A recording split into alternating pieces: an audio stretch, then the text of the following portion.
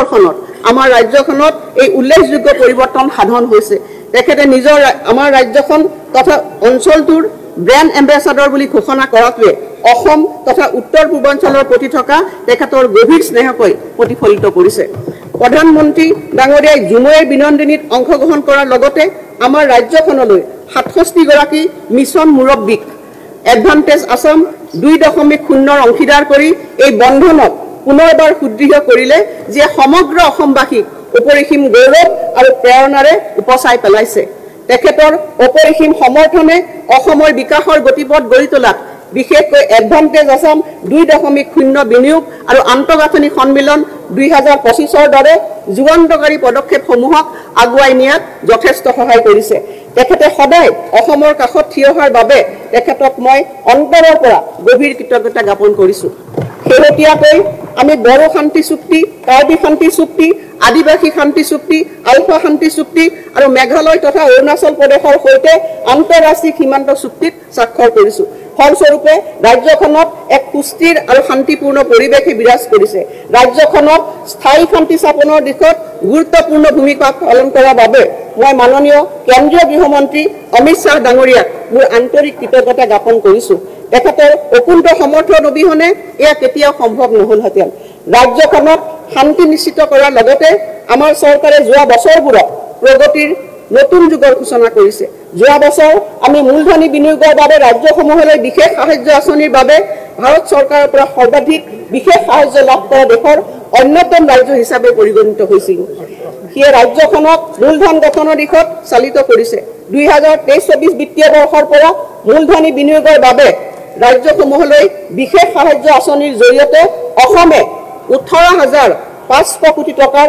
অৰ্থ সাহায্য লাভ কৰিবলৈ সক্ষম হৈছে এয়া সম্ভৱ হৈছে মাননীয় কেন্দ্ৰীয় বিত্তমন্ত্ৰী শ্ৰীমতী নিৰ্মলা সীতাৰাম ডাঙৰীয়াই আগবঢ়োৱা নিৰন্তৰ সহায় সমৰ্থন আৰু পৰামৰ্শৰ বাবে অসমৰ অৰ্থনৈতিক গাঁথনি সুদৃঢ় কৰাত আগবঢ়োৱা অৰিহণাৰ বাবে মই তেখেতৰ প্ৰতি গভীৰ কৃতজ্ঞতা জ্ঞাপন কৰিছো দশক জুৰি দেশৰ অন্য অংশৰ দ্ৰুত বিকাশৰ বিপৰীতে অসমৰ প্ৰগতি স্থবিৰ প্ৰায় হৈ আছিল সেই অৱস্থা ৰূপান্তৰৰ বাবে ৰাজ্যখনত এক উৎসৰ্গীকৃত আৰু দক্ষ কৰ্মসংস্কৃতিৰ প্ৰয়োজন আছিল মাননীয় মুখ্যমন্ত্ৰী ডক্টৰ হিমন্ত বিশ্ব শৰ্মা ডাঙৰীয়াৰ নেতৃত্বত আমি এই সময়ছোৱাত সেই কৰ্মস্পৃহা সফলতাৰে পুনৰ্জীৱিত কৰিবলৈ সক্ষম হলো মই ৰাজ্যখনত এক নতুন কৰ্মসংস্কৃতিৰ পৰিৱেশ সৃষ্টি কৰিবলৈ সক্ষম হোৱা মাননীয় মুখ্যমন্ত্ৰী ডাঙৰীয়াক আন্তৰিক অভিনন্দন জ্ঞাপন কৰিছো এটা বিৰামহীন কঠোৰ পৰিশ্ৰমৰ ফলস্বৰূপে অসমৰ বাজেটৰ আকাৰ আৰু ইয়াৰ প্ৰয়োগ ক্ৰমাগতভাৱে বৃদ্ধি পাইছে অধ্যক্ষ মহোদয় মই বিগত কেইটামান বছৰ অসমত বাজেট বৰ এখন তালিকা গঠন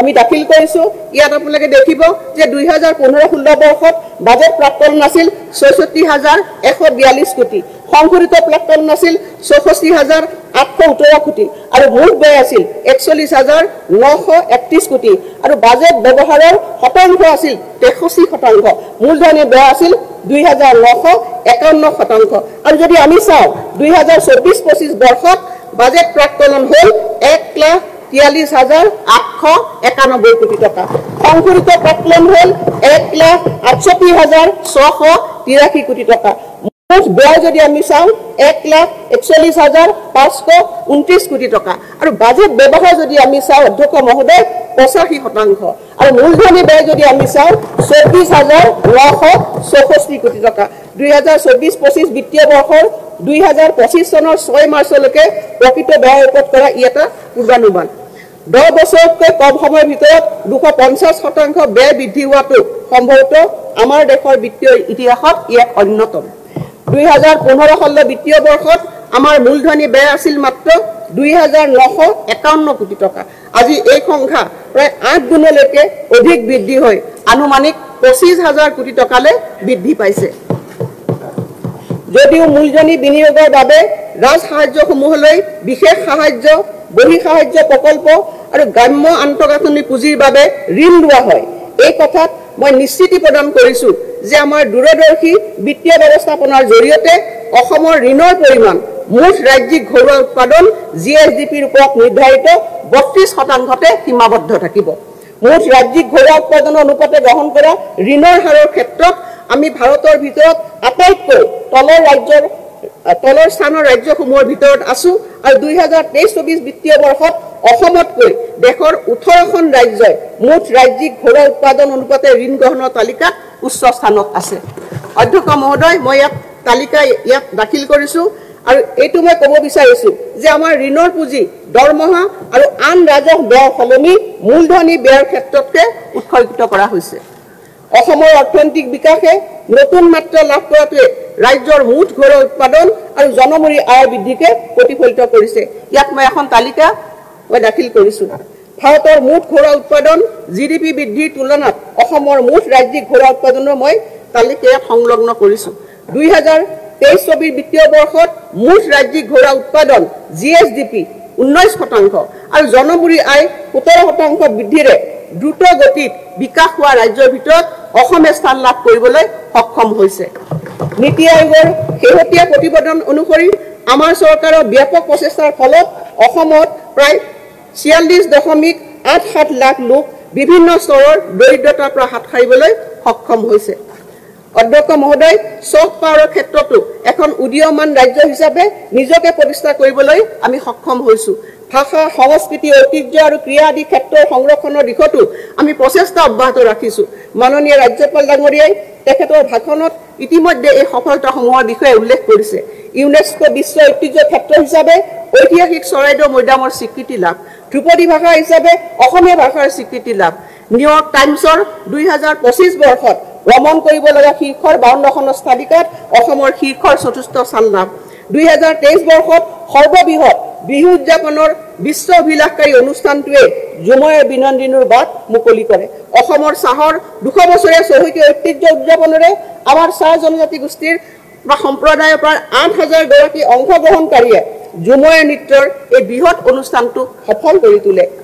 অধ্যক্ষ মহোদয়, প্ৰশাসন আৰু জনসাধাৰণৰ মাজৰ দূৰত্ব হ্ৰাস কৰি প্ৰশাসন যন্ত্ৰক জনতাৰ আৰু অধিক ওচৰ চপাই নিয়াৰ উদ্দেশ্যেৰে ডিব্ৰুগড়ত মুখ্যমন্ত্ৰীৰ সচিবালয় উদ্যাপন কৰা হৈছে।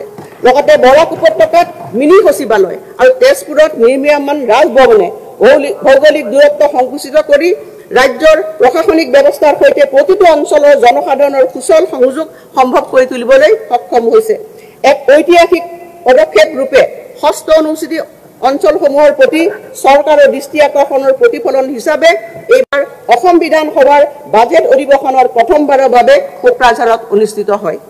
2024-25 বৰ্ষৰ বাজেটত কৰা ঘোষণা অনুসৰি আমি গোলকীয় বিনিয়োগ আৰু আন্তঃগাঁথনি সন্মিলনৰ এডভান্টেজ অসম 2.0 সফলতাৰে আয়োজন কৰিলোঁ। এই সন্মিলনত সন্মানীয় প্ৰধানমন্ত্ৰী নৰেন্দ্ৰ মোদী ডাঙৰীয়া, মাননীয় কেন্দ্ৰীয় মন্ত্ৰীসকল, বিভিন্ন মিছন মুৰব্বীসকল আৰু আগশাৰীৰ উদ্যোগপতিসকলে অংশগ্ৰহণ কৰে। অসমে 5,18,262 কোটি টকা বিনিয়োগৰ প্ৰতিশ্ৰুতি লাভ কৰিবলৈ সক্ষম হৈছে। ইয়াৰ ভিতৰত আন্তঃগাঁথনি খণ্ডত ভাৰত চৰকাৰে বিনিয়োগ কৰিব লগা 1,24,900 কোটি টকাও অন্তৰ্ভুক্ত হৈ আছে। অসমৰ দৰে এখন ৰাজ্যৰ বাবে এনেধৰণৰ অংশীদাৰসকলৰ সমাৱেশ আমাৰ ইতিহাসত অভূতপূৰ্ব। আমি আশা কৰিছোঁ যে অসমে এতিয়া বিকাশ আৰু উদ্যোগীকৰণৰ এক নতুন যাত্ৰা আৰম্ভ কৰিব। টাটা ইলেক্ট্ৰনিক্স প্ৰাইভেট লিমিটেডৰ 27,000 কোটি টকাৰ বিনিয়োগেৰে অসমে ৰাজ্যখনৰ ঔদ্যোগিক ক্ষেত্ৰত এক ঐতিহাসিক পৰিৱৰ্তনৰ সাক্ষী হৈছে। এয়া হৈছে ভাৰতবৰ্ষৰ স্বাধীনতাৰ 75 বছৰৰ পিছত ব্যক্তিগত খণ্ডৰ সৰ্ববৃহৎ বিনিয়োগ। এই বিনিয়োগে নতুন বিকাশ আৰু সুযোগৰ পথ মুকলি কৰি প্ৰায় 27,000 প্ৰত্যক্ষ আৰু পৰোক্ষ কৰ্মসংস্থাপনৰ সৃষ্টি কৰিব। টাটা গ্ৰুপে অসমত শীঘ্ৰে সম পৰিমাণৰ বিনিয়োগ কৰিব বুলি এডভান্টেজ অসম 2.0 সন্মিলনত ঘোষণা কৰিছে। তদুপৰি আন শীৰ্ষ উদ্যোগপতিসকলেও অসমত বিনিয়োগৰ বাবে অভূতপূৰ্ব ঘোষণা কৰিছে। 2025-26 বৰ্ষৰ কেন্দ্ৰীয় বাজেটত প্ৰস্তাৱিত নামৰূপৰ পৰিৱেশ অনুকূল ইউৰিয়া সাৰ কাৰখানাই ৰাজ্যখনৰ ঔদ্যোগিক প্ৰগতিত অধিক উৎসাহিত কৰিছে। ইয়াৰ দ্বাৰা ৰাজ্যখনৰ কৃষি আৰু অৰ্থনীতিৰ ক্ষেত্ৰত উল্লেখনীয় অৱদান আগবঢ়াব পৰাকৈ বাৰ্ষিক ইউৰিয়া উৎপাদন 2 লাখ মেট্ৰিক টনৰ পৰা 12.7 লাখ মেট্ৰিক টনলৈ বৃদ্ধি পাব। 12,000 কোটি টকা বিনিয়োগেৰে অসমৰ বিকাশৰ বৰ্ণিল যাত্ৰাক অধিক শক্তিশালী কৰাৰ এই মহৎ পদক্ষেপৰ বাবে মই মাননীয় প্ৰধানমন্ত্ৰী শ্ৰী নৰেন্দ্ৰ মোদী ডাঙৰীয়াক আন্তৰিক ধন্যবাদ জ্ঞাপন কৰিছোঁ।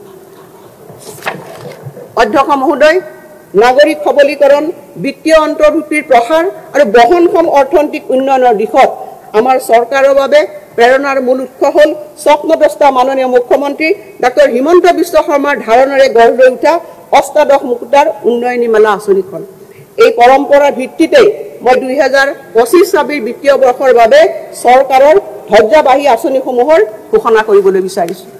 মই আহিছোঁ অধ্যক্ষ মহোদয়, এই আঁচনিৰ 1 নম্বৰ সিদ্ধান্তলে অৰুণোদয় 3.0 মহোদয়, অৰুণোদয় আঁচনি এখন আঁচনিয়ে নহয়, মহিলা সবলীকৰণ আৰু অৰ্থনৈতিক অন্তৰ্ভুক্তিকৰণৰ দিশত ই এক গণ আন্দোলন, যি অৰ্থনৈতিকভাৱে পিছপৰা লাখ লাখ পৰিয়ালৰ বিত্তীয় সুৰক্ষা আৰু মৰ্যাদা সুনিশ্চিত কৰিছে।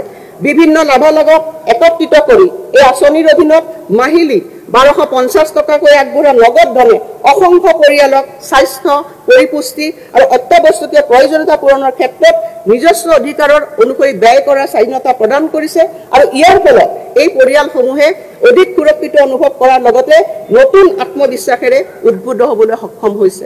তৃণমূল পৰ্যায়ৰ উপান্ত শ্ৰেণীৰ লোকসকলৰ অৰ্থনৈতিক উন্নয়নৰ বাবে বৰ্তমানৰ ভাৰতৰ বহু ৰাজ্যই এই অৰুণোদয় আঁচনিখনক আৰ্হি হিচাপে গ্ৰহণ কৰিছে। প্ৰকৃতাৰ্থত এই ক্ষেত্ৰত অসমে আন ৰাজ্যসমূহৰ বাবে বাটপতীয়াৰ ভূমিকা গ্ৰহণ কৰাৰ লগতে সমগ্ৰ দেশখনৰ বাবে এক উল্লেখনীয় দৃষ্টান্ত হিচাপে বিবেচিত হৈছে।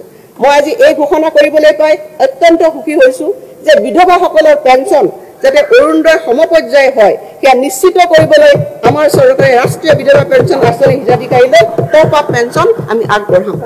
মহোদয়, আমি 2020 চনত অৰুণোদয় আৰম্ভ কৰি 18 লাখ মহিলাক সামৰি লৈছিলোঁ, যিটো 2023 চনৰ ডিচেম্বৰলৈ বৃদ্ধি হৈ 24 লাখ হয়গৈ। মই ঘোষণা কৰিব পাই ভাল পাইছোঁ যে 2025-26 বিত্তীয় বৰ্ষত অৰুণোদয় 3.0 অধীনত আমি হিতাধিকাৰী সংখ্যা 37.2 লাখলৈ আমি বৃদ্ধি কৰিম। 2025 বৰ্ষৰ 31 মাৰ্চৰ ভিতৰত বড়োলেণ্ড প্ৰাদেশিক অঞ্চলৰ বাহিৰে অন্যান্য অঞ্চলৰ বাবে আমি হিতাধিকাৰীৰ এখন চূড়ান্ত তালিকা প্ৰস্তুত কৰি পাৰিম বুলি আশা কৰিছোঁ আৰু তাৰ বাবে সঠিক সময়ত আমি হিতাধিকাৰী বাছনি প্ৰক্ৰিয়া আৰম্ভণি কৰিম। আৰু অধ্যক্ষ মহোদয়, মই এই আঁচনিখনৰ বাবে 5,000 কোটি টকা আছুতীয়াকৈ ৰখাৰ প্ৰস্তাৱ দাখিল কৰিছোঁ। মুখ্যমন্ত্ৰীৰ মহিলা উদ্যমিতা অভিযান। অধ্যক্ষ মহোদয়, অসমত আজিলৈকে গ্ৰহণ কৰা আত্মসংস্থাপনমূলক আঁচনিসমূহৰ ভিতৰত মুখ্যমন্ত্ৰীৰ মহিলা উদ্যমিতা অভিযান MMUA খনেই হৈছে সৰ্ববৃহৎ। প্ৰাৰম্ভিক মূলধন হিচাপে 10,000 টকাৰ উদ্যমিতা পুঁজি আগবঢ়াই আমি গ্ৰামাঞ্চলৰ প্ৰায় 30 লাখ আত্মসহায়ক গোট আৰু নগৰাঞ্চলৰ 2 লাখ আত্মসহায়ক গোটৰ সদস্যক সামৰি ল'ম। এই পুঁজিৰ সদ্ব্যৱহাৰ কৰিবলৈ সক্ষম হ'লে বেংকৰ জৰিয়তে 25,000 টকাৰ ঋণ আগবঢ়োৱা হ'ব। এই ঋণৰ বিপৰীতে ৰাজ সাহায্য আগবঢ়োৱাবলৈ মই আজি ঘোষণা কৰিলোঁ। 2025 বৰ্ষৰ 1 এপ্ৰিলত বিহালী বিধানসভা সমষ্টিৰ পৰা এই আঁচনিখন শুভাৰম্ভ কৰাৰ কথা মই অৱগত কৰিবলৈ পাই নথৈ আনন্দিত হৈছোঁ। মুখ্যমন্ত্ৰীৰ মহিলা উদ্যমিতা আঁচনিৰ বাবে আমাৰ চৰকাৰে 3,038 কোটি টকা ব্যয় কৰিব। মুখ্যমন্ত্ৰীৰ নিযুত মইনা। মহাশয়, মুখ্যমন্ত্ৰীৰ নিযুত মইনা আঁচনিয়ে শিক্ষা সমাপ্ত নকৰাকৈ বিদ্যালয় ত্যাগ কৰা ছাত্ৰীৰ হাৰ হ্ৰাস তথা বাল্য বিবাহৰ দৰে কুসংস্কাৰ ৰোধ কৰি স্ত্ৰী শিক্ষাৰ প্ৰসাৰৰ ক্ষেত্ৰত যথেষ্ট ইতিবাচক প্ৰভাৱ পেলাবলৈ সক্ষম হৈছে। এই আঁচনিখন লিংগ সমতা আৰু ব্যাপক উন্নয়নৰ প্ৰতি থকা আমাৰ দায়বদ্ধতাৰ প্ৰতীক। 10 মাহৰ বাবে প্ৰতি মাহে একাদশ শ্ৰেণীৰ ছাত্ৰীসকলৰ বাবে 1,000 টকা, স্নাতক বৰ্ষৰ প্ৰথম শ্ৰেণীৰ ছাত্ৰীসকলৰ বাবে 1,250 টকা আৰু স্নাতকোত্তৰ তথা BEdৰ প্ৰথম বৰ্ষৰ ছাত্ৰীসকললৈ 2,500 টকাকৈ প্ৰদান কৰি স্ত্ৰী শিক্ষাক আগুৱাই নিয়াৰ লক্ষ্যৰে আমি এই আঁচনিখন আৰম্ভ কৰিছোঁ। আৰু যোৱা বৰ্ষত এই পদক্ষেপৰ জৰিয়তে প্ৰায় 1.8 লাখ ছাত্ৰী উপকৃত হৈছিল। অধ্যক্ষ মহোদয়, মই অতি সন্তুষ্টিৰে ঘোষণা কৰোঁ যে এই বৰ্ষত আমি 4,30,000 ছাত্ৰীলৈ নিযুত মইনা আঁচনিখন সম্প্ৰসাৰণ কৰাৰ পৰিকল্পনা গ্ৰহণ কৰিছোঁ। এই সম্প্ৰসাৰণে দ্বিতীয় বৰ্ষলৈ উত্তীৰ্ণ হোৱা ছাত্ৰীসকলক উপকৃত কৰাৰ লগতে প্ৰথম বৰ্ষত নামভৰ্তি কৰা ছাত্ৰীসকলকো ই সামৰি ল'ব। তদুপৰি চৰকাৰী শৈক্ষিক প্ৰতিষ্ঠানত নিজ ব্যয়েৰে পাঠ্যক্ৰমত অধ্যয়নৰত ছাত্ৰীসকলৰো এই সুবিধা সম্প্ৰসাৰণ কৰিবলৈ মই প্ৰস্তাৱ লৈছোঁ। প্ৰত্যক্ষ লাভালাভ হস্তান্তৰ DBTৰ জৰিয়তে ছাত্ৰীসকলক এই লাভালাভ সঠিক সময়ত মুকলি কৰি দিয়াটো নিশ্চিত কৰিবলৈ মই 2025-26 বিত্তীয় বৰ্ষত 391 কোটি টকা আবণ্টন কৰিছোঁ। বিদ্যালয় প্ৰাদেশিকৰণ অধ্যক্ষ মহোদয় মঞ্জুৰি নথকাৰ বাবে অসম শিক্ষকৰ সেৱাৰ প্ৰাদেশিকৰণ আৰু শিক্ষা প্ৰতিষ্ঠান পুনৰ গঠন আইন 2018 চনত হোৱা সংশোধনীৰ অধীনত প্ৰাদেশিকৰণ কৰিব নোৱাৰা 1 জানুৱাৰী 2006 বা তাৰ পূৰ্বে স্থাপিত শিক্ষা প্ৰতিষ্ঠানৰ প্ৰাদেশিকৰণৰ মই প্ৰস্তাৱ আগবঢ়াইছো। ইয়াৰ বাবে আপত্তিবিহীন প্ৰমাণপত্ৰ অনুমতি স্বীকৃতি অন্তৰ্ভুক্তি মঞ্জুৰি আৰু শিক্ষা অনুষ্ঠানখনৰ নামত 1 জানুৱাৰী 2006 বা তাৰ পূৰ্বে মাটি থকা বুলি উপযুক্ত কৰ্তৃপক্ষই দিয়া প্ৰমাণপত্ৰ গ্ৰহণ কৰাৰ বাবে মই প্ৰস্তাৱ দিলো। প্ৰাদেশিকৰণ প্ৰক্ৰিয়াৰ সময়ত শিক্ষানুষ্ঠান বাছনিৰ বাবে শৈক্ষিকভাৱে পিছপৰা খণ্ড আৰু ষষ্ঠ অনুসূচীৰ জিলাসমূহত কিছু যোগ্যতাৰ মাপকাঠি শিথিল কৰা হ'ব আৰু ইয়াৰ বাবে আইন প্ৰণয়ন কৰিবলৈ শিক্ষা বিভাগে প্ৰয়োজনীয় পদক্ষেপ গ্ৰহণ কৰিব।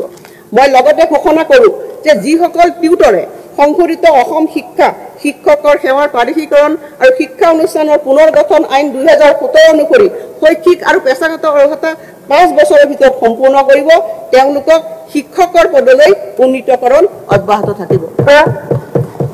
মুখ্যমন্ত্ৰীৰ জীৱন প্ৰেৰণা মহোদয় যুৱ প্ৰজন্মক সমৰ্থ কৰাৰ প্ৰচেষ্টা অব্যাহত ৰাখি শিক্ষা সামৰি নিয়োগ বিচৰা স্নাতকসকলক সহায়ৰ বাবে আমি দায়বদ্ধ।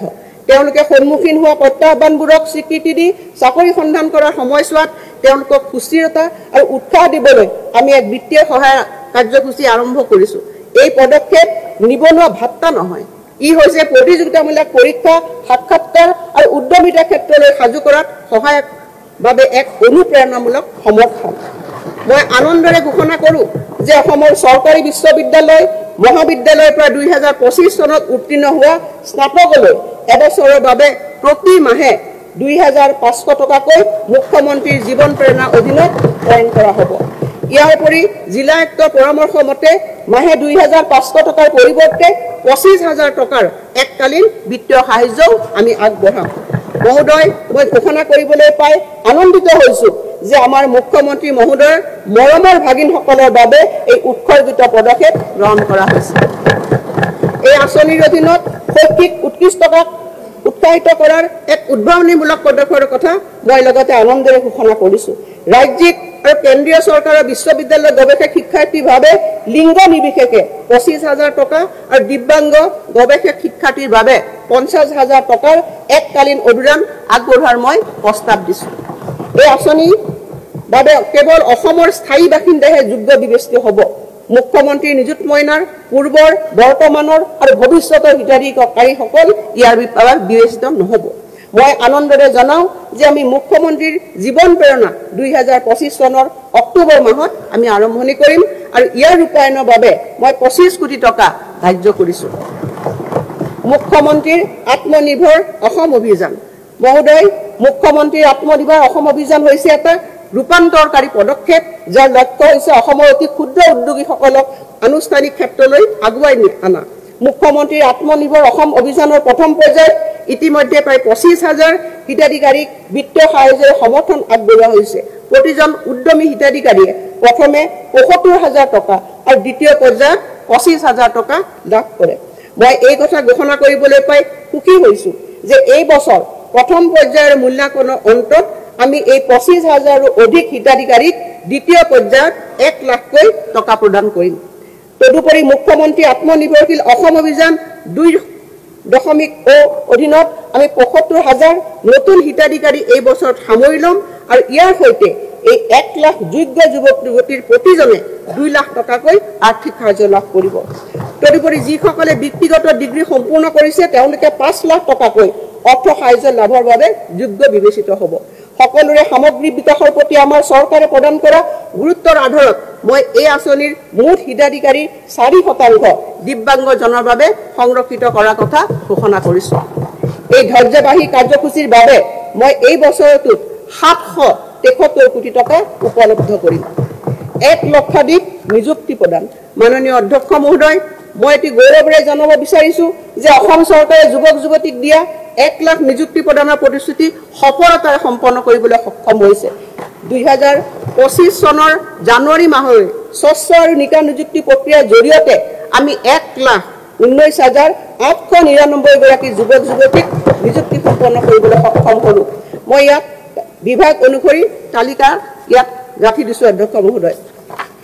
এতিয়া আমি আমাৰ 1 লাখ নিযুক্তিৰ প্ৰতিশ্ৰুতি সীমা অতিক্ৰম কৰি অধিক নিযুক্তি প্ৰদানৰ দিশে আগবাঢ়িছো।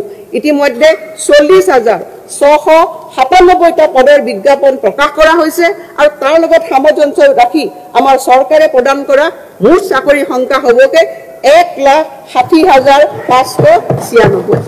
অধ্যক্ষ মহোদয়, মই নিযুক্তিৰ প্ৰকাশিত বিজ্ঞাপনো ইয়াত গাঁঠি দিছো।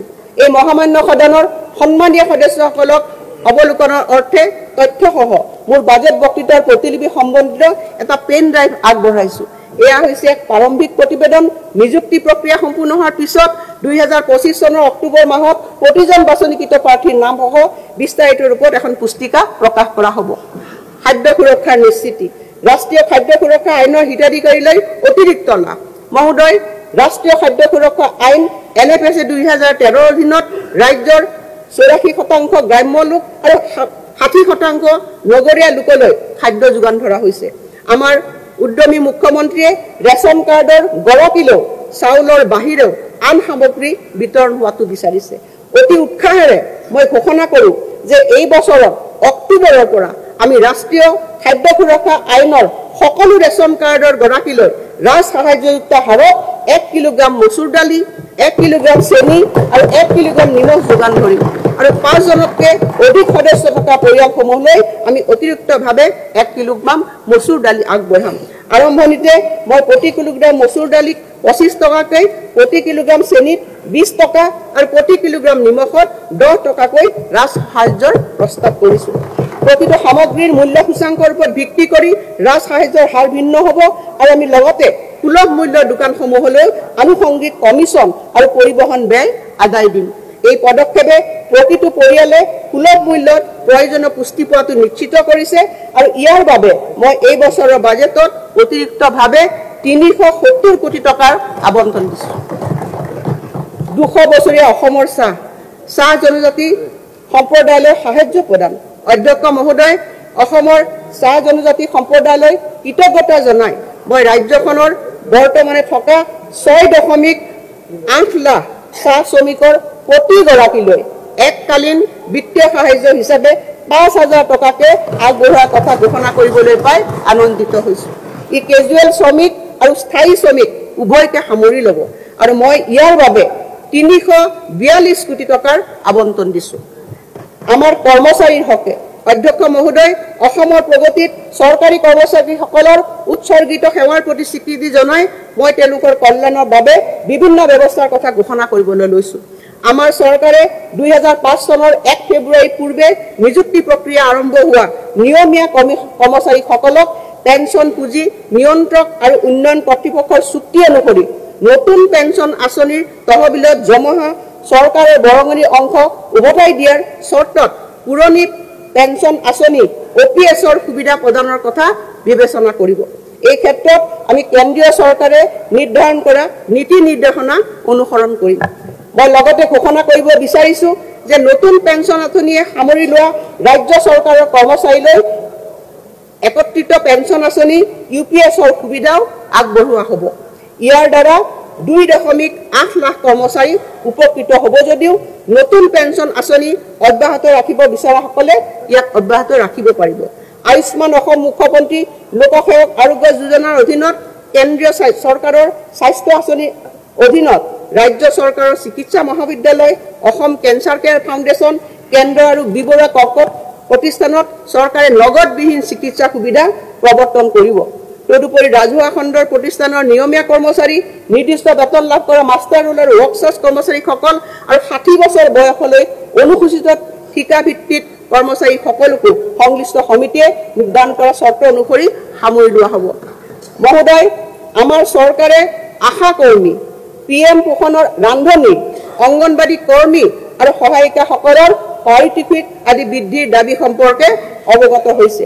জনস্বাস্থ্য আৰু সমাজ কল্যাণৰ ক্ষেত্ৰত তেওঁলোকে আগবঢ়োৱা মূল্যৱান অৰিহণাৰ প্ৰতি স্বীকৃতি প্ৰদান কৰি 2025 চনৰ 1 অক্টোবৰৰ পৰা তেওঁলোকৰ পাৰিতোষিক চৰকাৰী ভাত্তা সংশোধন কৰাৰ লগতে এককালীন সাহায্য প্ৰদানৰ বাবে আমি সিদ্ধান্ত গ্ৰহণ কৰিছোঁ।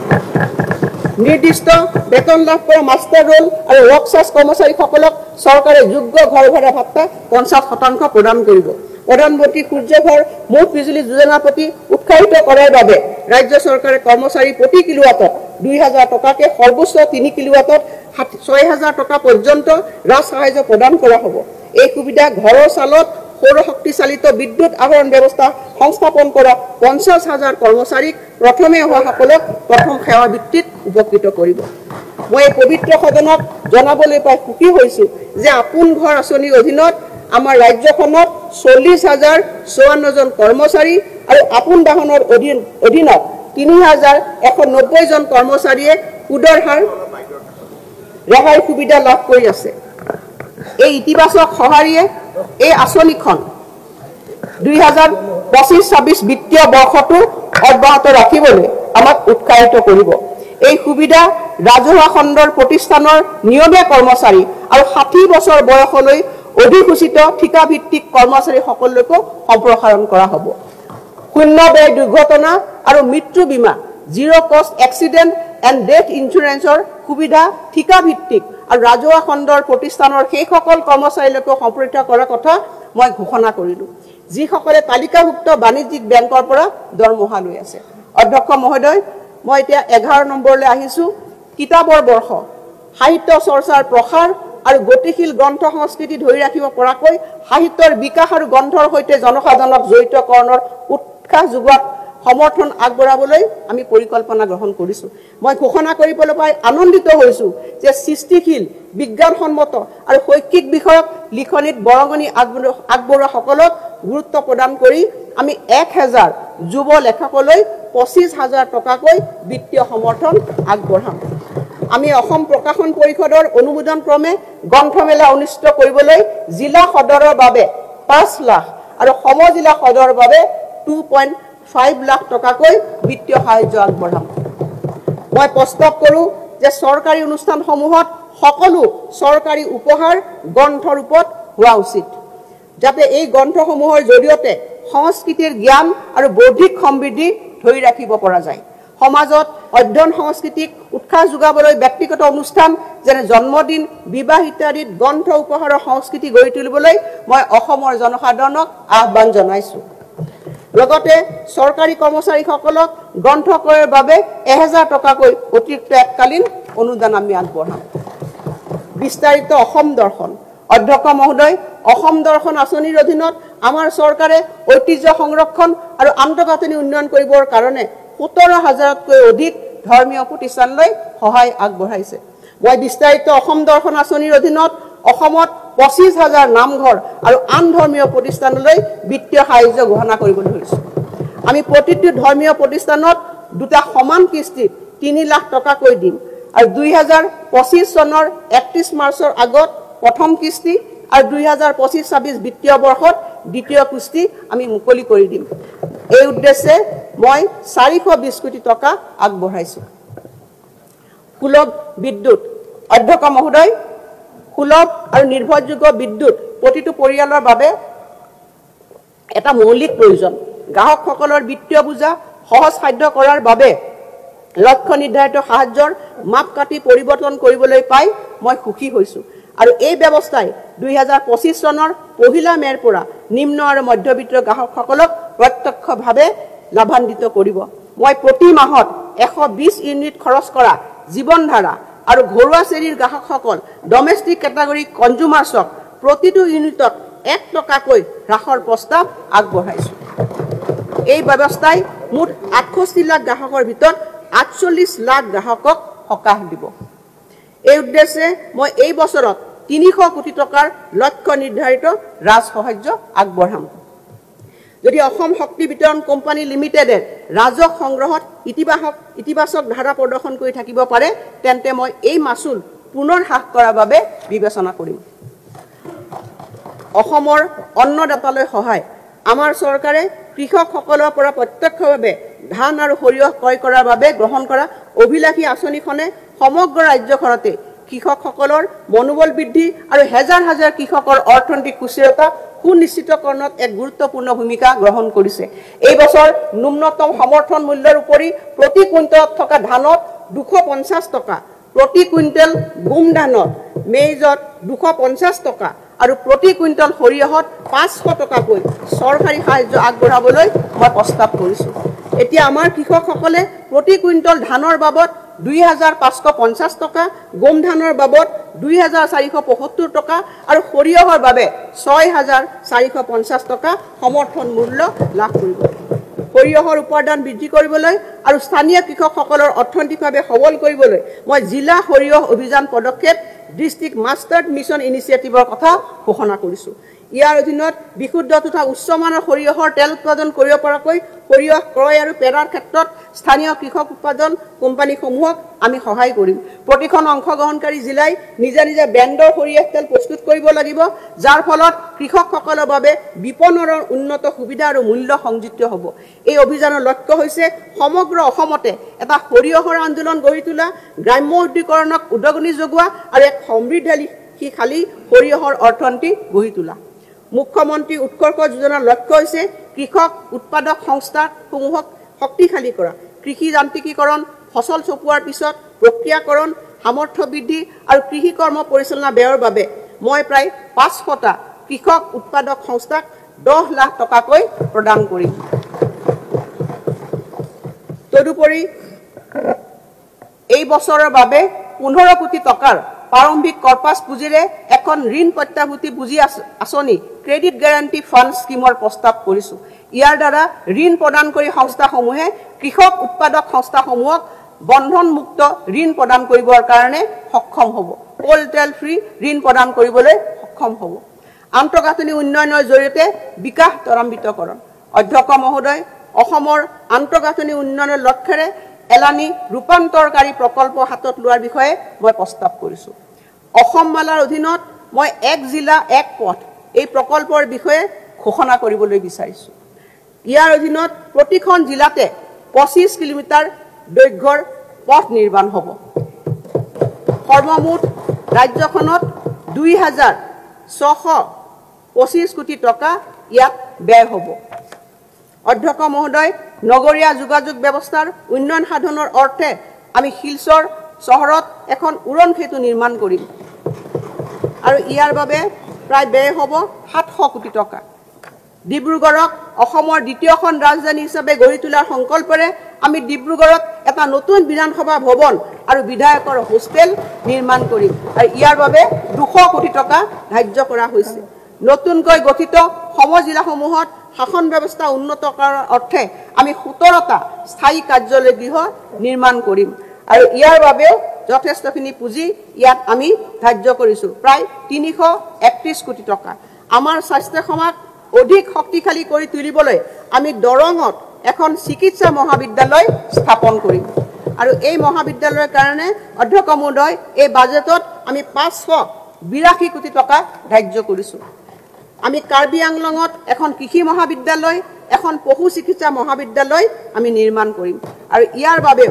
বাজেটত 206 কোটি টকা আৰু 374 কোটি টকা ধাৰ্য কৰা হৈছে আমি শ্ৰীভূমি জিলাৰ পাথাৰকান্দিত এখন কৃষি মহাবিদ্যালয় স্থাপন কৰিম আমি দশম অসম আৰক্ষী বেটেলিয়নক গুৱাহাটীৰ পৰা সোণাপুৰৰ কচুতললৈ স্থানান্তৰ কৰিম আৰু ইয়াৰ দ্বাৰা জনজাতীয় লোকসকলে তেওঁলোকৰ জনজাতীয় বেল্টত থকা ভূমিত হোৱা বেদখলৰ পৰা সুৰক্ষা লাভ কৰিব ইয়াৰ উপৰি এই ব্যৱস্থাই আধুনিক আন্তঃগাঁথনি সহ এখন বিশ্বমানৰ কেন্দ্ৰীয় ব্যৱসায়িক জিলা গঢ়ি তোলাৰ ক্ষেত্ৰত চৰকাৰক সুযোগ প্ৰদান কৰিব অধ্যক্ষ মহোদয় মই প্ৰতিটো প্ৰকল্পৰ ওপৰত বিশদভাৱে ব্যাখ্যা আগবঢ়োৱাৰ পৰিৱৰ্তে মই তাত তালিকা এখন গাঁঠি দিছোঁ যিয়ে ইয়াৰ প্ৰাক্কলনত কিমান পুঁজি আছে তাক ধাৰ্য কৰিছে অসমৰ ঔদ্যোগিক পৰিৱেশ শক্তিশালীকৰণ অধ্যক্ষ মহোদয় এডভান্টেজ আসাম 2.0 অসমত এক ঔদ্যোগিকৰণৰ পৰিৱেশ সৃষ্টি কৰিছে অৱশ্যে প্লাগ এণ্ড প্লে আন্তঃগাঁথনিৰ সৈতে উপযুক্ত ঔদ্যোগিক উদ্যান অভিযানে উদ্যোগসমূহক স্থান আগবঢ়াটো এক প্ৰত্যাহ্বান হ'ব এই কথা উপলব্ধি কৰি মই ডিব্ৰুগড় গোলাঘাট শিলচৰ জাগিৰোড পলাশবাৰী তেজপুৰ আৰু নলবাৰীত ভূমিৰ উপলব্ধতা সাপেক্ষে উচ্চমানৰ ঔদ্যোগিক সা সুবিধাৰে নতুন ঔদ্যোগিক উদ্যান গঢ়ি তোলাৰ বাবে প্ৰস্তাৱ লৈছোঁ ইয়াৰ বাবে আমি পৰ্যায়ক্ৰমে 500 কোটি টকা ব্যয় কৰিম ইয়াৰ লগতে আমি এছীয় উন্নয়নী বেংকৰ বিত্তীয় সাহায্যৰে জাগিৰোড আৰু পলাশবাৰীত নতুন বৃহৎ টাউনশ্বিপ প্ৰকল্প ৰূপায়ণৰ পৰিকল্পনা কৰিছো আৰু ইয়াৰ বাবে ৮,০০০ কোটি টকাৰ এটা প্ৰকল্প ৰূপায়ণ কৰিবলৈ উদ্যোগ লোৱা হৈছে ঔদ্যোগিক বিকাশ অধিক ত্বৰান্বিত কৰিবলৈ মই ৰাজ্যখনত এটা ঔদ্যোগিক ভূমি বেংক গঢ়ি তোলাৰ কথা ঘোষণা কৰিছো বৰ্তমান আমাৰ ৩,১০০ একৰ আবণ্টনযোগ্য ভূমিসহ ৬,৫০০ একৰ ঔদ্যোগিক ভূমি আছে ইয়াৰ উপৰিও ১১,৬৬০ একৰ ভূমি উন্নয়ন সাধন কৰিবলৈ লোৱা হৈছে পৰ্যায়ক্ৰমে অসমক এক শক্তিশালী ঔদ্যোগিক পৰিৱেশ গঢ়ি তোলাৰ অৰ্থে মই এই পদক্ষেপসমূহৰ বাবে ২,০০০ কোটি টকাতকৈ অধিক ধন মোৰ বাজেটত আবণ্টন দিছো বনবিত্ত অভিযান অধ্যক্ষ মহোদয় মাননীয় প্ৰধানমন্ত্ৰী শ্ৰী নৰেন্দ্ৰ মোদী ডাঙৰীয়াই তেখেতৰ মন কী বাত অনুষ্ঠানত নেপিয়াৰ ঘাঁহ খেতিৰ জৰিয়তে মানুহ জন্তুৰ সংঘাত দূৰীকৰণৰ ক্ষেত্ৰত অসমৰ প্ৰচেষ্টাৰ শলাগ লৈছে দ্ৰুততাৰে বঢ়া এই পশু খাদ্যই প্ৰাকৃতিক বাধা হিচাপে কাম কৰি শস্য পথাৰত হাতীৰ উপদ্ৰৱ হ্ৰাস কৰাৰ লগতে ঘনীভূত জৈৱ গেছৰ CBG উৎপাদনতো সহায় কৰে উল্লেখ্য যে আগশাৰী ঔদ্যোগিক প্ৰতিষ্ঠানে ইতিমধ্যে এই ক্ষেত্ৰত অসমৰ বাবে নতুন অৰ্থনৈতিক সুযোগ সৃষ্টিত সহায় কৰিবলৈ আগ্ৰহ প্ৰকাশ কৰিছে ইয়াৰ পৰিপ্ৰেক্ষিতত আমাৰ চৰকাৰে নেপিয়াৰ ঘাঁহৰ বাণিজ্যিক উৎপাদনত উৎসাহিত কৰিবলৈ পদক্ষেপ হাতত ল'ব আটাইতকৈ বেছি হাতী মানুহ সংঘাত থকা ৫খন জিলা গোৱালপাৰা ওদালগুৰি নগাঁও বাক্সা আৰু শোণিতপুৰত গজমিত্ৰ কাৰ্যসূচী মই আনন্দৰে ঘোষণা কৰিছো হাতীৰ বাসস্থান উন্নত কৰা হাতীৰ গতিবিধিৰ প্ৰতি সতৰ্কতা পাবৰ কাৰণে কৃত্ৰিম বুদ্ধিমত্তা AI নিৰ্ভৰ কেমেৰা ব্যৱহাৰ কৰা আৰু হাতীয়ে খাদ্য বিচাৰি সঘনাই অহা যোৱা কৰা অঞ্চলত আগতীয়াকৈ ধান ক্ৰয় কৰাত ই গুৰুত্ব আৰোপ কৰিব আৰু আমি অঞ্চলবিলাকত গজমিত্ৰ দল গঠন কৰিম হলৌ বান্দৰ সোণালী বান্দৰ আৰু আন ব্ৰাণ্ডৰ প্ৰজাতিৰ জন্তুবোৰে সঘনাই পাৰ হোৱা পথ আৰু ৰেল লাইনৰ অংশবোৰত বিজ্ঞানসন্মত আৰ্হিৰ সুৰক্ষাৰে জালসহ মজবুত উলমা দলং নিৰ্মাণেৰে সিহঁতৰ সুৰক্ষিত আহযাৰ নিশ্চিত কৰি বন্যপ্ৰাণীৰ জীৱনৰ প্ৰতি সৃষ্টি হোৱা ভাবুকি হ্ৰাস কৰা হ'ব বন্য জীৱ ঘূৰি ফুৰা এলেকাত মুকলি হৈ থকা ট্ৰেন্সফৰ্মাৰ আৰু ওপৰে যোৱা বিদ্যুৎ সংবহন তাঁৰ আদি বৈদ্যুতিক যন্ত্ৰাংশ আমি নিৰাপদ কৰিম মানৱ বন্য জন্তুৰ সংঘাতৰ ফলত কোনো ব্যক্তিৰ মৃত্যু হ'লে এককালীন সাহায্য ৪ লাখ টকাৰ পৰা ৫ লাখ টকালৈ বৃদ্ধি আৰু বন্য জন্তুৰ উপদ্ৰৱৰ ফলত শস্য নষ্ট হোৱাৰ ক্ষতিপূৰণ প্ৰতি বিঘা ৭,৫০০ টকাৰ পৰা ৮,০০০ টকালৈ বৃদ্ধি কৰাৰ মই প্ৰস্তাৱ ৰাখিছো অধ্যক্ষ মহোদয় কাজিৰঙা ৰাষ্ট্ৰীয় উদ্যানত ভ্ৰমণৰ বাবে ব্যৱহৃত পুৰণি জিপচিবোৰ আঁতৰাই আমি নতুন বাহন বিশেষকৈ বৈদ্যুতিক বাহন যোগান ধৰিম আৰু ইয়াৰ বাবে বেংকৰ সহায়ত কৰা বিত্তীয় আৰ্হিৰ সবিশেষ নিৰ্দেশনা পৰ্যটন বিভাগে জাৰি কৰিব মই এই পদক্ষেপৰ বাবে ২০ কোটি টকাৰ আবণ্টন দিছো এইবাৰ আহো অধ্যক্ষ মহোদয় অসম চুক্তিৰ ৬ নং দফাৰ ৰূপায়ণ অধ্যক্ষ মহোদয় আমাৰ ৰাজ্যৰ ভূমি ভাষা আৰু সংস্কৃতিক পৰ্যাপ্ত ৰক্ষা কৱচ প্ৰদানৰ বাবে আমাৰ চৰকাৰ দায়বদ্ধ সেই অনুসৰি অসম চুক্তিৰ ৬ নম্বৰ দফা ৰূপায়ণৰ বাবে ন্যায়াধীশ বিপ্লৱ কুমাৰ শৰ্মাৰ অধ্যক্ষতাত গঠিত উচ্চ পৰ্যায়ৰ সমিতিয়ে আগবঢ়োৱা অনুমোদন অসম চৰকাৰে পৰীক্ষা কৰি ৰাজ্য চৰকাৰৰ আওতাৰ ভিতৰৰ পৰা অনুমোদনবিলাক ৰূপায়ণৰ বাবে সিদ্ধান্ত লৈছে ২০২৪ চনৰ ১২ ছেপ্টেম্বৰত লখিমপুৰ অনুষ্ঠিত কেবিনেটত ৰাজ্য চৰকাৰৰ সৈতে সম্পৰ্কিত ৫২টা সিদ্ধান্তৰ আটাইকেইটা সিদ্ধান্ত ৰূপায়ণ কৰিবৰ কাৰণে সিদ্ধান্ত লোৱা হৈছিল আমি সদৌ অসম ছাত্ৰ সন্থাৰ সৈতে আলোচনা অব্যাহত ৰাখিছো আৰু এতিয়ালৈকে ৩৯টা অনুমোদন ৰূপায়ণৰ কাৰ্য পৰিকল্পনা প্ৰস্তুত কৰিবলৈ পাৰস্পৰিক সন্মতিত উপনীত হৈছো মই নিমুক্ত গুৰুত্বপূৰ্ণ সিদ্ধান্তসমূহ ঘোষণা কৰিছো গৱেষণা কাৰ্য আৰু সংৰক্ষণ তথা নথিভুক্তিকৰণ আদিৰ বাবে আধুনিক প্ৰযুক্তি আহৰণ কৰিবলৈ মই শ্ৰীমন্ত শংকৰদেৱ কলাক্ষেত্ৰলৈ দুটা সম পৰিমাণৰ বাৰ্ষিক কিস্তিত ১০০ কোটি টকাৰ এককালীন অনুদান আগবঢ়োৱাৰ কথা ঘোষণা কৰিছো মই ঘোষণা কৰিছো যে মুঠ ৩টা পৰ্যায়ত অসমৰ সকলো জিলা সদৰত সাহিত্যৰথী লক্ষ্মীনাথ বেজবৰুৱা ভৱন নামেৰে বহুমুখী সাংস্কৃতিক প্ৰকল্প আমি নিৰ্মাণ কৰিম প্ৰতিটো প্ৰকল্প অত্যাধুনিক প্ৰেক্ষাগৃহ বিথিকা আদিৰে সুসজ্জিত হ'ব আৰু প্ৰেক্ষাগৃহসমূহত সাহিত্যৰথী লক্ষ্মীনাথ বেজবৰুৱাৰ জীৱন তথা আদৰ্শিত প্ৰদৰ্শিত হ'ব ৩৫খন জিলাৰ বাবে ব্যয় কৰিব লগা ৭০০ কোটি টকাৰ ভিতৰত মই ১২খন জিলাৰ বাবে ২৪০ কোটি টকা এই বাজেটত আবণ্টন দিছো আমি সকলো জিলা আৰু উপজিলাৰ প্ৰতিটো জনজাতি আৰু অন্যান্য নৃগোষ্ঠীয় সম্প্ৰদায়ৰ বাবে পৃথকে পৃথকে বহুমুখী সাংস্কৃতিক প্ৰকল্প নিৰ্মাণ কৰিম আৰু এনে প্ৰতিটো সাংস্কৃতিক প্ৰকল্পৰ বাবে মই 5 কোটি টকাৰ আবণ্টন দিয়াৰ প্ৰস্তাৱ ৰাখিছোঁ আৰু প্ৰাৰম্ভিক পৰ্যায়ত 2025-26 বৰ্ষৰ সময়ছোৱাত 20টা এনেকুৱা প্ৰেক্ষাগৃহ নিৰ্মাণ কৰা হ'ব আৰু ইয়াৰ বাবে মই বাজেটত 100 কোটি টকাৰ আবণ্টন দিছোঁ আমি অসমৰ প্ৰখ্যাত সুফি সন্ত আজান পীৰে ৰচনা কৰা জিকিৰ আৰু জাৰিসমূহ ৰাজ্যসমূহৰ বিভিন্ন থলুৱা ভাষালৈ আমি অনুবাদ কৰিম আনন্দৰাম বৰুৱা ভাষা কলা সংস্কৃতি সন্থাক এই গুৰু দায়িত্ব বহন কৰিব জ্যোতি চিত্ৰবন চলচ্চিত্ৰ চিত্ৰালয় সমাজ ডক্টৰ ভূপেন হাজৰিকা আঞ্চলিক চৰকাৰী চলচ্চিত্ৰ আৰু দূৰদৰ্শন প্ৰতিষ্ঠান শ্ৰীমন্ত শংকৰদেৱ কলাক্ষেত্ৰ আদিৰ দৰে সাংস্কৃতিক প্ৰতিষ্ঠানলৈ আমি পুঁজি আগবঢ়াই আহিছোঁ আৰু এই সহযোগিতা আমি ভৱিষ্যতলৈ অব্যাহত ৰাখিম তদুপৰি জ্যোতি চিত্ৰবন চলচ্চিত্ৰ চিত্ৰালয় সমাজৰ উন্নীতকৰণৰ বাবে আমি এখন 4জনীয়া সমিতি ঘোষণা কৰিম আৰু প্ৰতিষ্ঠানটোৰ কৰ্মচাৰীসকলৰ প্ৰাদেশিকৰণো মই ঘোষণা কৰিছোঁ মাজুলী সাংস্কৃতিক বিশ্ববিদ্যালয়ৰ সাংস্কৃতিক শৈক্ষিক আৰু গৱেষণামূলক কাৰ্যসূচীৰ উন্নীতকৰণৰ বাবে মই বিশ্ববিদ্যালয়খনলৈ 50 কোটি টকাৰ আবণ্টন দিয়াৰ প্ৰস্তাৱ আগবঢ়াইছোঁ স্বতন্ত্ৰ পুঁজি কাৰ্যাৱলী আৰু কাৰ্যকৰ্তাৰ ব্যৱস্থাপনাৰ সৈতে সত্ৰ ন্যায়িক আৰু ভূমি প্ৰশাসনৰ প্ৰতিনিধিৰে আমি এখন 5জনীয়া পৃথক সত্ৰ সংৰক্ষণ আৰু উন্নয়ন বোৰ্ড গঠন কৰিম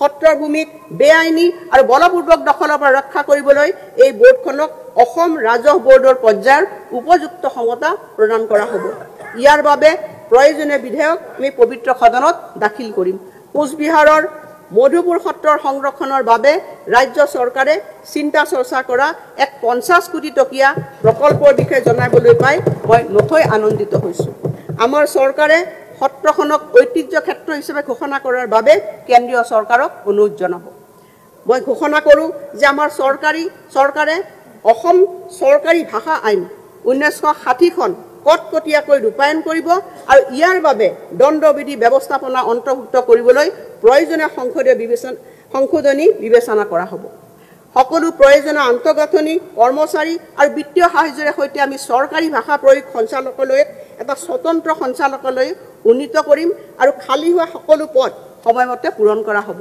মই ঘোষণা কৰিবলৈ পাই সুখী হৈছোঁ যে 2025 চনৰ 14 এপ্ৰিলৰ পৰা বদলি নিয়োগৰ নিৰ্দেশ আঁচনিৰ নিৰ্দেশনা কাৰ্যালয় স্মাৰক আদি বিধি আইন জাননী আদি কৰি সকলো চৰকাৰী নিৰ্দেশ আদিৰ অসমীয়া অনুবাদ বাধ্যতামূলক কৰি সেইবোৰ দুটা ভাষাত প্ৰকাশ কৰা হ'ব আন্তঃগাঁথনি উন্নীতকৰণ গৱেষণামূলক কাম কাজৰ বাবে আনন্দৰাম বৰুৱা ভাষা কলা সংস্কৃতি সংস্থাক 3টা বিত্তীয় বৰ্ষত আমি 50 কোটি টকা প্ৰদান কৰাৰ কথা মই ঘোষণা কৰিছোঁ আমাৰ চৰকাৰে অসমীয়া মানুহৰ ইতিহাস প্ৰকাশৰ বাবে প্ৰয়োজনীয় সকলো পদক্ষেপ গ্ৰহণ কৰিব 2025 চনৰ এপ্ৰিলৰ পৰা সকলো বিদ্যালয়তে অন্ততঃ 8ম শ্ৰেণীলৈকে অসম ইতিহাস বিষয়টো বাধ্যতামূলক কৰা হ'ব ৰাজ্যিক বোৰ্ড আৰু CBSEৰ অধীনত ব্ৰহ্মপুত্ৰ উপত্যকাত থকা সকলো ইংৰাজী মাধ্যমৰ বিদ্যালয়ত অসমীয়া ভাষা আৰু বড়োলেণ্ড প্ৰাদেশীয় অঞ্চল বিটিআৰত থকা সকলো বিদ্যালয়ত অসমীয়া বড়ো ভাষা আমি বাধ্যতামূলক কৰিম ইয়াৰ অন্যথা জৰিমনা বিহা হ'ব অসম ভূমি আৰু ৰাজহ বিধি 1886 দশম অধ্যায়ৰ অধীনত জনজাতীয় বেল্ট আৰু ব্লকৰ উপৰি আমাৰ চৰকাৰে ৰাজ্যখনৰ ৰাজহ চক্ৰসমূহক চিনাক্তকৰণ কৰিব য'ত কেৱল খিলঞ্জীয়া লোকসকলে ভূমি ক্ৰয় আৰু দখল কৰিব পাৰিব আৰু এই অধিকাৰ তেওঁলোকৰ মাজত সীমাবদ্ধ থাকিব প্ৰয়োজনীয় আইনগত খচৰাৰ কাম চলি আছে আৰু 2025 বৰ্ষৰ ছেপ্টেম্বৰ মাহত বিধানসভা অধিৱেশনত আমি ইয়াক দাখিল কৰিম মহোদয় আমাৰ চৰকাৰে ডিজিটেল ভূমি ৰেকৰ্ডত প্ৰধান কৃষি কেন্দ্ৰিক ভূমি প্লেডিঙৰ বাবে ইতিমধ্যে প্ৰক্ৰিয়া আৰম্ভ কৰিছে আৰু ইয়াৰ কাম 1 বছৰৰ ভিতৰত সম্পূৰ্ণ হোৱাৰ সম্ভাৱনা আছে ফ্লেগিং সম্পূৰ্ণ হ'লে আমি ৰাজ্য চৰকাৰৰ বিশেষ অনুমোদন অবিহনে এনে ভূমিৰ পুনৰ শ্ৰেণী বিভাজনত অনুমোদন নিদো অহা 3 বছৰত ভূমি প্ৰশাসন কৰ্মচাৰীৰ 2000টা অতিৰিক্ত পদ সৃষ্টি আমি পূৰণ কৰিম আৰু ইয়াৰে 2025 বৰ্ষত 500টা 26 বৰ্ষত 1000টা আৰু 2027 বৰ্ষত 500টা আৰু এই উদ্দেশ্যেৰে আমি অসম ভূমি ৰাজহ সেৱা উপযুক্তভাৱে নতুন ৰূপ দিম 2025-26 বৰ্ষত আমাৰ চৰকাৰে অসমৰ চৰ অঞ্চলৰ জৰীপ আৰম্ভ কৰিব অৱশ্যে চৰ অঞ্চলৰ অধীনত যিকোনো ভূমিৰ নিষ্পত্তিৰ কাম অংশীদাৰসকলৰ সৈতে আলোচনাৰ অন্তত আৰু যথা সময়তেহে গ্ৰহণ কৰা হ'ব। মহাশয়, আমাৰ চৰকাৰে Assam fixation of ceiling on land holding সংশোধিত আইন 2024 ভিত্তিত Assam fixation of ceiling on land holding আইন 1956 কঠোৰভাৱে বলবৎ কৰিব। আমি গুৱাহাটী মহানগৰীৰ বাবে চিলিং ব্যৱস্থা ৰূপায়ণৰ কথা বিবেচনা কৰিছোঁ।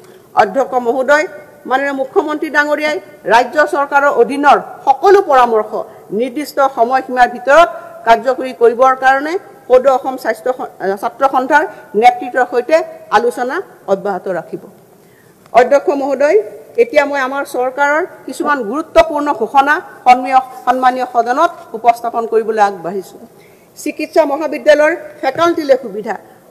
অসমৰ মাননীয় মুখ্যমন্ত্ৰী ডাঙৰীয়া নেতৃত্বাধীন বৰ্তমানৰ চৰকাৰখনৰ দিনত চিকিৎসা মহাবিদ্যালয়ৰ সংখ্যা 7ৰ পৰা 14খনলৈ বৃদ্ধি পাইছে আৰু বহুকেইখন নিৰ্মাণৰত অৱস্থাত আছে। আৰু যুৱ প্ৰতিভাক আকৃষ্ট কৰি ফেকাল্টিসকলক পৰিচালনা কৰাটো চৰকাৰৰ সন্মুখত এক ডাঙৰ প্ৰত্যাহ্বান। এই প্ৰত্যাহ্বান চম্ভালিবলৈ আমি নিমুক্ত সিদ্ধান্তসমূহ গ্ৰহণ কৰিছোঁ। চিকিৎসা মহাবিদ্যালয়ৰ ফেকাল্টিসকলক পদোন্নতিৰ ক্ষেত্ৰত ৰাষ্ট্ৰীয় চিকিৎসা আয়োগৰ চৰ্ত পূৰণ সাপেক্ষে গতিশীল নিশ্চিত জীৱিকা অগ্ৰগতি আঁচনিৰ অধীনত সামৰি লোৱা হ'ব। চৰকাৰে বছৰি 2খন ৰাষ্ট্ৰীয় সন্মিলন, এছিয়াৰ দেশসমূহৰ বাবে প্ৰতি 2 বছৰত আৰু এছিয়াৰ বাহিৰৰ দেশসমূহৰ বাবে প্ৰতি 4 বছৰত এখন আন্তঃৰাষ্ট্ৰীয় সন্মিলনৰ পৃষ্ঠপোষকতা কৰিব। চিকিৎসা মহাবিদ্যালয়সমূহৰ নৱনিযুক্ত ফেকাল্টিসমূহক গাড়ী ক্ৰয়ৰ বাবে চৰকাৰে সুদবিহীন ঋণ প্ৰদান কৰিব। অতিৰিক্তভাৱে আমি তেওঁলোকৰ বাবে এখন সহজ গৃহ ঋণ আঁচনি শীঘ্ৰে আৰম্ভ কৰিম। পতন থেৰাপি কেন্দ্ৰ, কৰ্কট ৰোগী বিশেষভাৱে শিশুসকলৰ বাবে অত্যাধুনিক কৰ্কট চিকিৎসাৰ উপলব্ধতা নিশ্চিত কৰাৰ বাবে মই ৰাজ্যিক কৰ্কট প্ৰতিষ্ঠান গুৱাহাটীত এটা পতন থেৰাপি কেন্দ্ৰ স্থাপনৰ প্ৰস্তাৱ আগবঢ়াইছোঁ। ই হৈছে পূব ভাৰতৰ প্ৰথমটো আৰু দেশৰ ভিতৰত তৃতীয়টো পতন থেৰাপি কেন্দ্ৰ। অঞ্চলটোত আগশাৰীৰ কৰ্কট সেৱাৰ ই এক গুৰুত্বপূৰ্ণ মাইলৰ খুঁটি আৰু এই যন্ত্ৰটোৰ মূল্য হৈছে 550 কোটি টকা। এই প্ৰকল্পৰ বাবে চৰকাৰে CSR পুঁজিও ব্যৱহাৰ কৰিব। স্বাস্থ্য সেৱাত হোৱা খৰতকীয়া আন্তঃগাঁথনি বিকাশৰ ফলত অসম চিকিৎসা পৰ্যটনৰ এক কেন্দ্ৰ হোৱাৰ দিশে অগ্ৰসৰ হৈছে আৰু আমি আগশাৰীৰ হাস্পতালসমূহক ৰেহাই মূল্যত ভূমি আৰু আন সুবিধা প্ৰদানেৰে অসমলৈ অনাৰ বাবে সক্ৰিয়ভাৱে কাম কৰি আছোঁ। অসম উচ্চ আৰু কাৰিকৰী শিক্ষাৰ বাবে পুঁজি যোগান আঁচনি। অধ্যক্ষ মহোদয়, কেন্দ্ৰীয় চৰকাৰৰ উচ্চ শিক্ষা পুঁজি যোগান সংস্থাৰ আৰ্হিত আমাৰ শৈক্ষিক প্ৰতিষ্ঠানসমূহক সহায় কৰাৰ উদ্দেশ্যে মই অসম উচ্চ শিক্ষা পুঁজি যোগান আঁচনি মুকলি কৰাৰ বাবে প্ৰস্তাৱ কৰিছোঁ। আৰু এই আঁচনিৰ মূল বৈশিষ্ট্যসমূহ হৈছে উচ্চ শিক্ষাৰ প্ৰতিষ্ঠানে নিজৰ আন্তঃগাঁথনি উন্নয়ন যন্ত্ৰপাতি ক্ৰয় কৰাৰ বাবে বেংকৰ পৰা লোন ল'ব পাৰিব। মূল ঋণৰ 25% ৰাজ্য চৰকাৰে ৰাজ সাহায্য হিচাপে প্ৰদান কৰিব আৰু এনে ঋণৰ সমুদায় সুদৰ দায়িত্ব ৰাজ্য চৰকাৰে বহন কৰিব। মই এইটোও কৈছোঁ যে প্ৰাৰম্ভিক পৰ্যায়ত এই আঁচনিখন ঐচ্ছিক ভিত্তিত হ'ব। এই সুবিধাৰ উপৰিও চৰকাৰে উচ্চ শিক্ষাৰ প্ৰতিষ্ঠানসমূহক মূলধনী ব্যয়ত সমৰ্থন আগবঢ়াই যাব। ডিব্ৰুগড় পলিটেকনিকক অভিযান্ত্ৰিক মহাবিদ্যালয়লৈ উন্নতিকৰণ। লাহোৱালত থকা ডিব্ৰুগড় পলিটেকনিকক এখন পূৰ্ণাংগ অভিযান্ত্ৰিক মহাবিদ্যালয়লৈ উন্নীতকৰণৰ কথা মই ঘোষণা কৰিলোঁ। আদৰ্শ বিদ্যালয়, গুণগত শিক্ষাৰ উপলব্ধতাৰ বিকাশ সাধন কৰাটো আমাৰ চৰকাৰৰ অন্যতম অগ্ৰাধিকাৰ। 218খন চাহ বাগিচা আদৰ্শ বিদ্যালয়ৰ 116খন ইতিমধ্যে কাৰ্যক্ষম হৈছে। এই বছৰত আমি আৰু 57খন আদৰ্শ বিদ্যালয় মুকলি কৰিম। এই পবিত্ৰ সদনত সন্মানীয় সদস্যসকলৰ আগত জনাবলৈ পাই মই সুখী হৈছোঁ যে এই বিদ্যালয়সমূহত 2024-25 বৰ্ষত নামভৰ্তিৰ সংখ্যা 57% বৃদ্ধি হৈছে। 25খন বড়ো মাধ্যমৰ বিদ্যালয়ক আদৰ্শ বিদ্যালয়লৈ উন্নীত কৰা হ'ব বুলি মই আজি ঘোষণা কৰিছোঁ। আমি বাণীকান্ত কাকতি কম্পিউটাৰ সাক্ষৰতা অনুষ্ঠানৰ লগত জড়িত শিক্ষকসকলৰ দৰমহা 20,000 টকালৈ বৃদ্ধি আৰু তেওঁলোকৰ সেৱা 60 বছৰলৈ সম্প্ৰসাৰিত কৰিম। কাৰ্বি আংলং, পশ্চিম কাৰ্বি আংলং আৰু ডিমা হাছাও জিলাক নিৰ্মল শক্তি আৰু পৰিৱেশ পৰ্যটন কেন্দ্ৰ হিচাপে গঢ়ি তোলাৰ পৰিকল্পনা। নবীকৰণযুক্ত শক্তিৰ উৎসৰ ওপৰত গুৰুত্ব প্ৰদানেৰে কাৰ্বি আংলং, পশ্চিম কাৰ্বি আংলং, ডিমা হাছাও জিলাক মই অসমৰ নিৰ্মল শক্তি কেন্দ্ৰ হিচাপে গঢ়ি তুলিবলৈ প্ৰস্তাৱ গ্ৰহণ কৰিছোঁ। এই অঞ্চলটোৰ প্ৰাকৃতিক দৃশ্যৰাজি আৰু জৈৱ বৈচিত্ৰ্যই পৰিৱেশ পৰ্যটনক উদগনি যোগোৱাৰ লগতে কৰ্মসংস্থাপনৰ সৃষ্টি কৰিব। এক অৰ্থনৈতিক পথ হিচাপে বড়োলেণ্ড ক্ষেত্ৰীয় অঞ্চল ভাৰত আৰু ভূটানৰ মাজত ব্যৱস্থাপনা যোগাযোগ সম্প্ৰসাৰণৰ বাবে মই B3 অৰ্থাৎ ভূটান বড়োলেণ্ড আৰু বংগ উপকূলৰ বিকাশৰ পদক্ষেপৰ বিষয়ে ঘোষণা কৰিছোঁ, যাৰ দ্বাৰা যোগীঘোপা আৰু ফুলবাৰীৰ সৈতে সুচল সংযোগ স্থাপন কৰা হ'ব। ইয়াৰ দ্বাৰা সীমান্তৰ দুয়োপাৰৰ মাজৰ সম্পৰ্ক শক্তিশালী কৰাৰ লগতে এই অঞ্চলত আৰ্থিক কাৰ্যকলাপ উৎসাহ যোগাই পাৰদৰ্শী বাণিজ্য আৰু পৰিবহণ ব্যৱস্থা সহজ সাধ্য কৰি তুলিব পৰা যাব। যোগীঘোপাত এটা বিশেষ অৰ্থনৈতিক মণ্ডল গঢ়ি তোলাটো আমি অগ্ৰাধিকাৰ প্ৰদান কৰিছোঁ। আঞ্চলিক চুক্তিৰ কাৰ্য ৰূপায়ণ আৰু আন্তঃগাঁথনি বিকাশত গুৰুত্ব আৰোপ কৰি এই বছৰত 6ষ্ঠ অনুভূতিৰ সূচীৰ অঞ্চলসমূহত উন্নয়নৰ বাবে পৰ্যাপ্ত পুঁজি আবণ্টন কৰা হৈছে। বড়োলেণ্ড ক্ষেত্ৰীয় পৰিষদ BTCৰ বাবে 1,143 কোটি টকা ধাৰ্য কৰা হৈছে। মই কাৰ্বি আংলং স্বায়ত্তশাসিত পৰিষদৰ বাবে 6,100 কোটি টকা 621 কোটি টকা ধাৰ্য কৰিছোঁ আৰু উত্তৰ কাছাৰ পাৰ্বত্য স্বায়ত্তশাসিত পৰিষদৰ বাবে 306 কোটি টকা ধাৰ্য কৰা হৈছে। ইয়াৰ উপৰিও চৰকাৰে পৰিষদ কৰ্তৃপক্ষসমূহক প্ৰতিষ্ঠা ব্যয় সাহায্য আগবঢ়োৱাৰ ব্যৱস্থাও অব্যাহত ৰাখিব। নতুন প্ৰশাসনিক বিভাগসমূহৰ সৃষ্টি এই বছৰ আমাৰ চৰকাৰে লক্ষ্যভিত্তিক উন্নয়ন আগুৱাই নিবলৈ দুটা নতুন বিভাগ গঠন কৰিছে। ষ্টাৰ্টআপ ইনকিউবেশ্যন আৰু উদ্ভাৱন বিভাগৰ বাবে মই 60 কোটি টকা আৰু বৰাক উপত্যকা উন্নয়ন বিভাগৰ বাবে 100 কোটি টকা ধাৰ্য কৰিছোঁ। লোক নিৰ্মাণ গৃহ আৰু ৰাষ্ট্ৰীয় ঘাইপথ বিভাগৰ পৰা লোক নিৰ্মাণ স্বাস্থ্য আৰু শিক্ষা নামে এটা নতুন বিভাগ গঠন কৰা হ'ব আৰু এই বিভাগটোৱে স্বাস্থ্য আৰু শিক্ষা খণ্ডৰ অন্তৰ্গত আন্তঃগাঁথনি নিৰ্মাণৰ ওপৰত গুৰুত্ব প্ৰদান কৰিব আৰু এই বিভাজন সংমণ্ডল স্তৰলৈকে নিম্ন পৰ্যায়লৈ হ'ব। মাছ, কণী আৰু গাহৰি উৎপাদনত স্বাৱলম্বিতা অসমত কণী উৎপাদনৰ ক্ষেত্ৰত স্বাৱলম্বিতা অৰ্জন আৰু হ্ৰাস কৰা খণ্ডৰ বাণিজ্যিকৰণ নীতি ৰূপায়ণৰ দিশত মই 24 কোটি টকা আবণ্টন দিছোঁ। গাহৰিৰ কৃত্ৰিম প্ৰজননৰ অভিযানৰ লগতে গাহৰিৰ প্ৰজনন কাৰ্যসূচীৰ প্ৰসাৰৰ বাবে মই কানাডাৰ প্ৰজাতিৰ আমদানি কৰাৰ কথা ঘোষণা কৰিছোঁ, যাতে অসমত থকা গাহৰিৰ বংশানুক্ৰমিক উন্নীতকৰণ সম্ভৱ হৈ উঠে আৰু ইয়াৰ বাবে মই 11 কোটি টকা আবণ্টন দিছোঁ। পশু চিকিৎসা সেৱাক শক্তিশালী কৰাৰ অৰ্থে 2025 চনৰ অক্টোবৰৰ ভিতৰত গুৱাহাটী, বোকাঘাট আৰু ডিব্ৰুগড়ত 3খন পোহনীয়া জীৱৰ হাস্পতাল কাৰ্যক্ষম উঠিব আৰু ইয়াৰ উপৰিও কামৰূপ, গোলাঘাট, লখিমপুৰ, তিনিচুকীয়াত 4খন মাল্টি কেয়াৰ পশু চিকিৎসা নিৰ্মাণৰ কাম চলি আছে আৰু শিৱসাগৰত 5খন এনে চিকিৎসালয়ৰ কাম আৰম্ভ কৰা হৈছে আৰু মই ইয়াৰ বাবে 24 কোটি টকা ধাৰ্য কৰিছোঁ। মাছৰ খাদ্য, গাহৰিৰ মাংস আৰু কণীৰ ক্ষেত্ৰত আত্মনিৰ্ভৰশীলতা সুনিশ্চিত কৰিবৰ বাবে ল'বলগীয়া পদক্ষেপ সম্পৰ্কে পৰামৰ্শ প্ৰদান কৰিবলৈ আমাৰ চৰকাৰে এখন কমিটি গঠন কৰিব। দুগ্ধ উন্নয়ন এই ক্ষেত্ৰত স্বাৱলম্বিতা অৰ্জন কৰিবলৈ যোৰহাট, ধেমাজি আৰু ডিব্ৰুগড়ত 3টা নতুন দুগ্ধ সংসাধন প্ৰকল্পৰ লগতে বজালিত এটা এনে প্ৰকল্প স্থাপন হ'ব। আনুষ্ঠানিক দুগ্ধ খণ্ডত প্ৰতিদিনে 10 লাখ লিটাৰ দুগ্ধ সংসাধনৰ ক্ষেত্ৰত ই এক বৃহৎ পদক্ষেপ। পঞ্জীয়নভুক্ত দুগ্ধ সমবায় সমিতিৰ অধীনত ক্ষুদ্ৰ দুগ্ধ পালকসকলৰ ওপৰত আৰ্থিক বোজা লাঘৱৰ বাবে এনে দুগ্ধ পালকসকলৰ প্ৰতি লিটাৰ গাখীৰত 5 টকাকৈ ৰাজ সাহায্য প্ৰদান কৰা হ'ব আৰু ইয়াৰ পৰা প্ৰায় 18,000 গৰাকী দুগ্ধ পালক উপকৃত হ'ব। সমবায় ক্ষেত্ৰৰ বৃদ্ধিত উৎসাহিত কৰা আৰু মই এই ক্ষেত্ৰত প্ৰস্তাৱিত অনুমোদিত শ্বেয়াৰ মূলধনৰ পঞ্জীয়ন মাচুল বৰ্তমানৰ 1% পৰা 0.5%লৈ হ্ৰাস কৰাৰ সিদ্ধান্ত গ্ৰহণ কৰিছোঁ। ভূমি নীতি সংস্কাৰ ভূমি আবণ্টনৰ বাবে সৰলীকৃত প্ৰক্ৰিয়াৰ জৰিয়তে অতি ক্ষুদ্ৰ উদ্যোগসমূহক ব্যৱসায় প্ৰতিষ্ঠা কৰাত উৎসাহ যোগাবলৈ ভূমিৰ শ্ৰেণীৰ পৰিৱৰ্তনৰ বাবে মাচুল পৰিশোধ কৰাৰ সাপেক্ষে কৃষি ভূমিৰ পৰা ইটা ভাটাৰ বাহিৰে অন্যান্য অতি ক্ষুদ্ৰ উদ্যোগৰ ব্যৱহাৰ কৰা ভূমিৰ শ্ৰেণী পৰিৱৰ্তনৰ বিষয়ে মই ঘোষণা কৰিছোঁ। ইয়াৰ অধীনত কৃষি সংসাধন আৰু দুগ্ধ ক্ষেত্ৰক অগ্ৰাধিকাৰ প্ৰদান কৰা হ'ব। কৃষি ভূমিৰ পৰা হাইড্ৰকাৰ্বন অন্বেষণৰ পৰা ভূমিৰ শ্ৰেণী পৰিৱৰ্তনৰ বাবে অইল ইণ্ডিয়া কোম্পানী আদিৰ দৰে বহুতো কোম্পানীৰ প্ৰস্তাৱ নিষ্পত্তি নোহোৱাকৈ পৰি থাকে। মাচুল পৰিশোধ সাপেক্ষে ভূমিৰ শ্ৰেণী পৰিৱৰ্তনৰ বাবে আমাৰ চৰকাৰে প্ৰাসংগিক আইনৰ এক ব্যৱস্থা আনিব। শক্তি ক্ষেত্ৰত সেউজ শক্তিৰ বৃদ্ধি ব্যৱহাৰ কৰাৰ উদ্দেশ্যে কৃষিভূমিৰ পৰা সেউজ শক্তিৰ উদ্দেশ্যে ভূমিলৈ শ্ৰেণী পৰিৱৰ্তনৰ বাবে আমি একেধৰণৰ ব্যৱস্থাপনা আনিম। সাংস্কৃতিক আৰু শিক্ষা অনুষ্ঠানসমূহৰ দৰে অব্যক্তিগত বৈধ সংস্থাসমূহৰ বাবে ভূমি আবণ্টনৰ প্ৰক্ৰিয়া অধিক খৰতকীয়া কৰা হ'ব। বৰ্তমানলৈ 43,290খন এনে আবেদন আমি লাভ কৰিছোঁ আৰু এই বৰ্ষৰ শেষফালে আমি এনে প্ৰতিষ্ঠানসমূহৰ ভূমি আবণ্টন নিষ্পত্তিসমূহ সম্পূৰ্ণ কৰিম।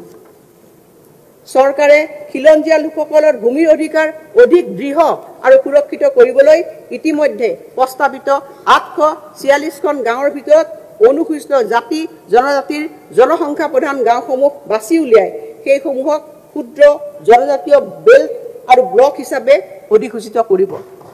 গাঁও পৰ্যায়ৰ প্ৰশাসন ব্যৱস্থাত গাঁও প্ৰধানসকলে এক গুৰুত্বপূৰ্ণ ভূমিকা পালন কৰে। মই 1 অক্টোবৰ 2025 বৰ্ষৰ পৰা তেওঁলোকৰ সহায়ৰ বাবে পাৰিতোষিক 9,000 টকাৰ পৰা 14,000 টকালৈ বৃদ্ধিৰ প্ৰস্তাৱ ৰাখিছোঁ। অতীতৰ সংঘাত পৰিহাৰ কৰি উজ্জ্বল ভৱিষ্যত গঢ়া। অধ্যক্ষ মহোদয়, বড়োলেণ্ড ক্ষেত্ৰীয় পৰিষদত বিগত সময়ছোৱাত দুখজনক জনগোষ্ঠীয় সংঘৰ্ষ দেখিবলৈ পোৱা গৈছিল, য'ত 6 লাখতকৈ অধিক লোক ক্ষতিগ্ৰস্ত হৈছিল। বহু পৰিয়াল বেদনাত ভুগিব লগা হৈছিল। এই পৰিয়ালসমূহৰ বেছি সংখ্যকে সাহায্য আৰু পুনঃসংস্থাপন লাভ কৰিছিল যদিও 4,000তকৈ অধিক পৰিয়ালে এতিয়াও সাহায্য নোপোৱাকৈ আছে। নিৰ্যাতিতসকলৰ ন্যায় আৰু মৰ্যাদা প্ৰদান কৰিবৰ কাৰণে মই এই বাজেটত অতিৰিক্ত 30 কোটি টকাৰ প্ৰস্তাৱ আগবঢ়াইছোঁ। আত্মসমৰ্পণকাৰী পুনৰ গোটৰ সংস্থাপন আৰু একত্ৰীকৰণ। ভাৰত চৰকাৰ আৰু অসম চৰকাৰে NDFBৰ আটাইকেইটা গোট, কাৰ্বি গোট, আদিবাসী গোট ইত্যাদিৰ লগত চুক্তি স্বাক্ষৰ কৰিছে।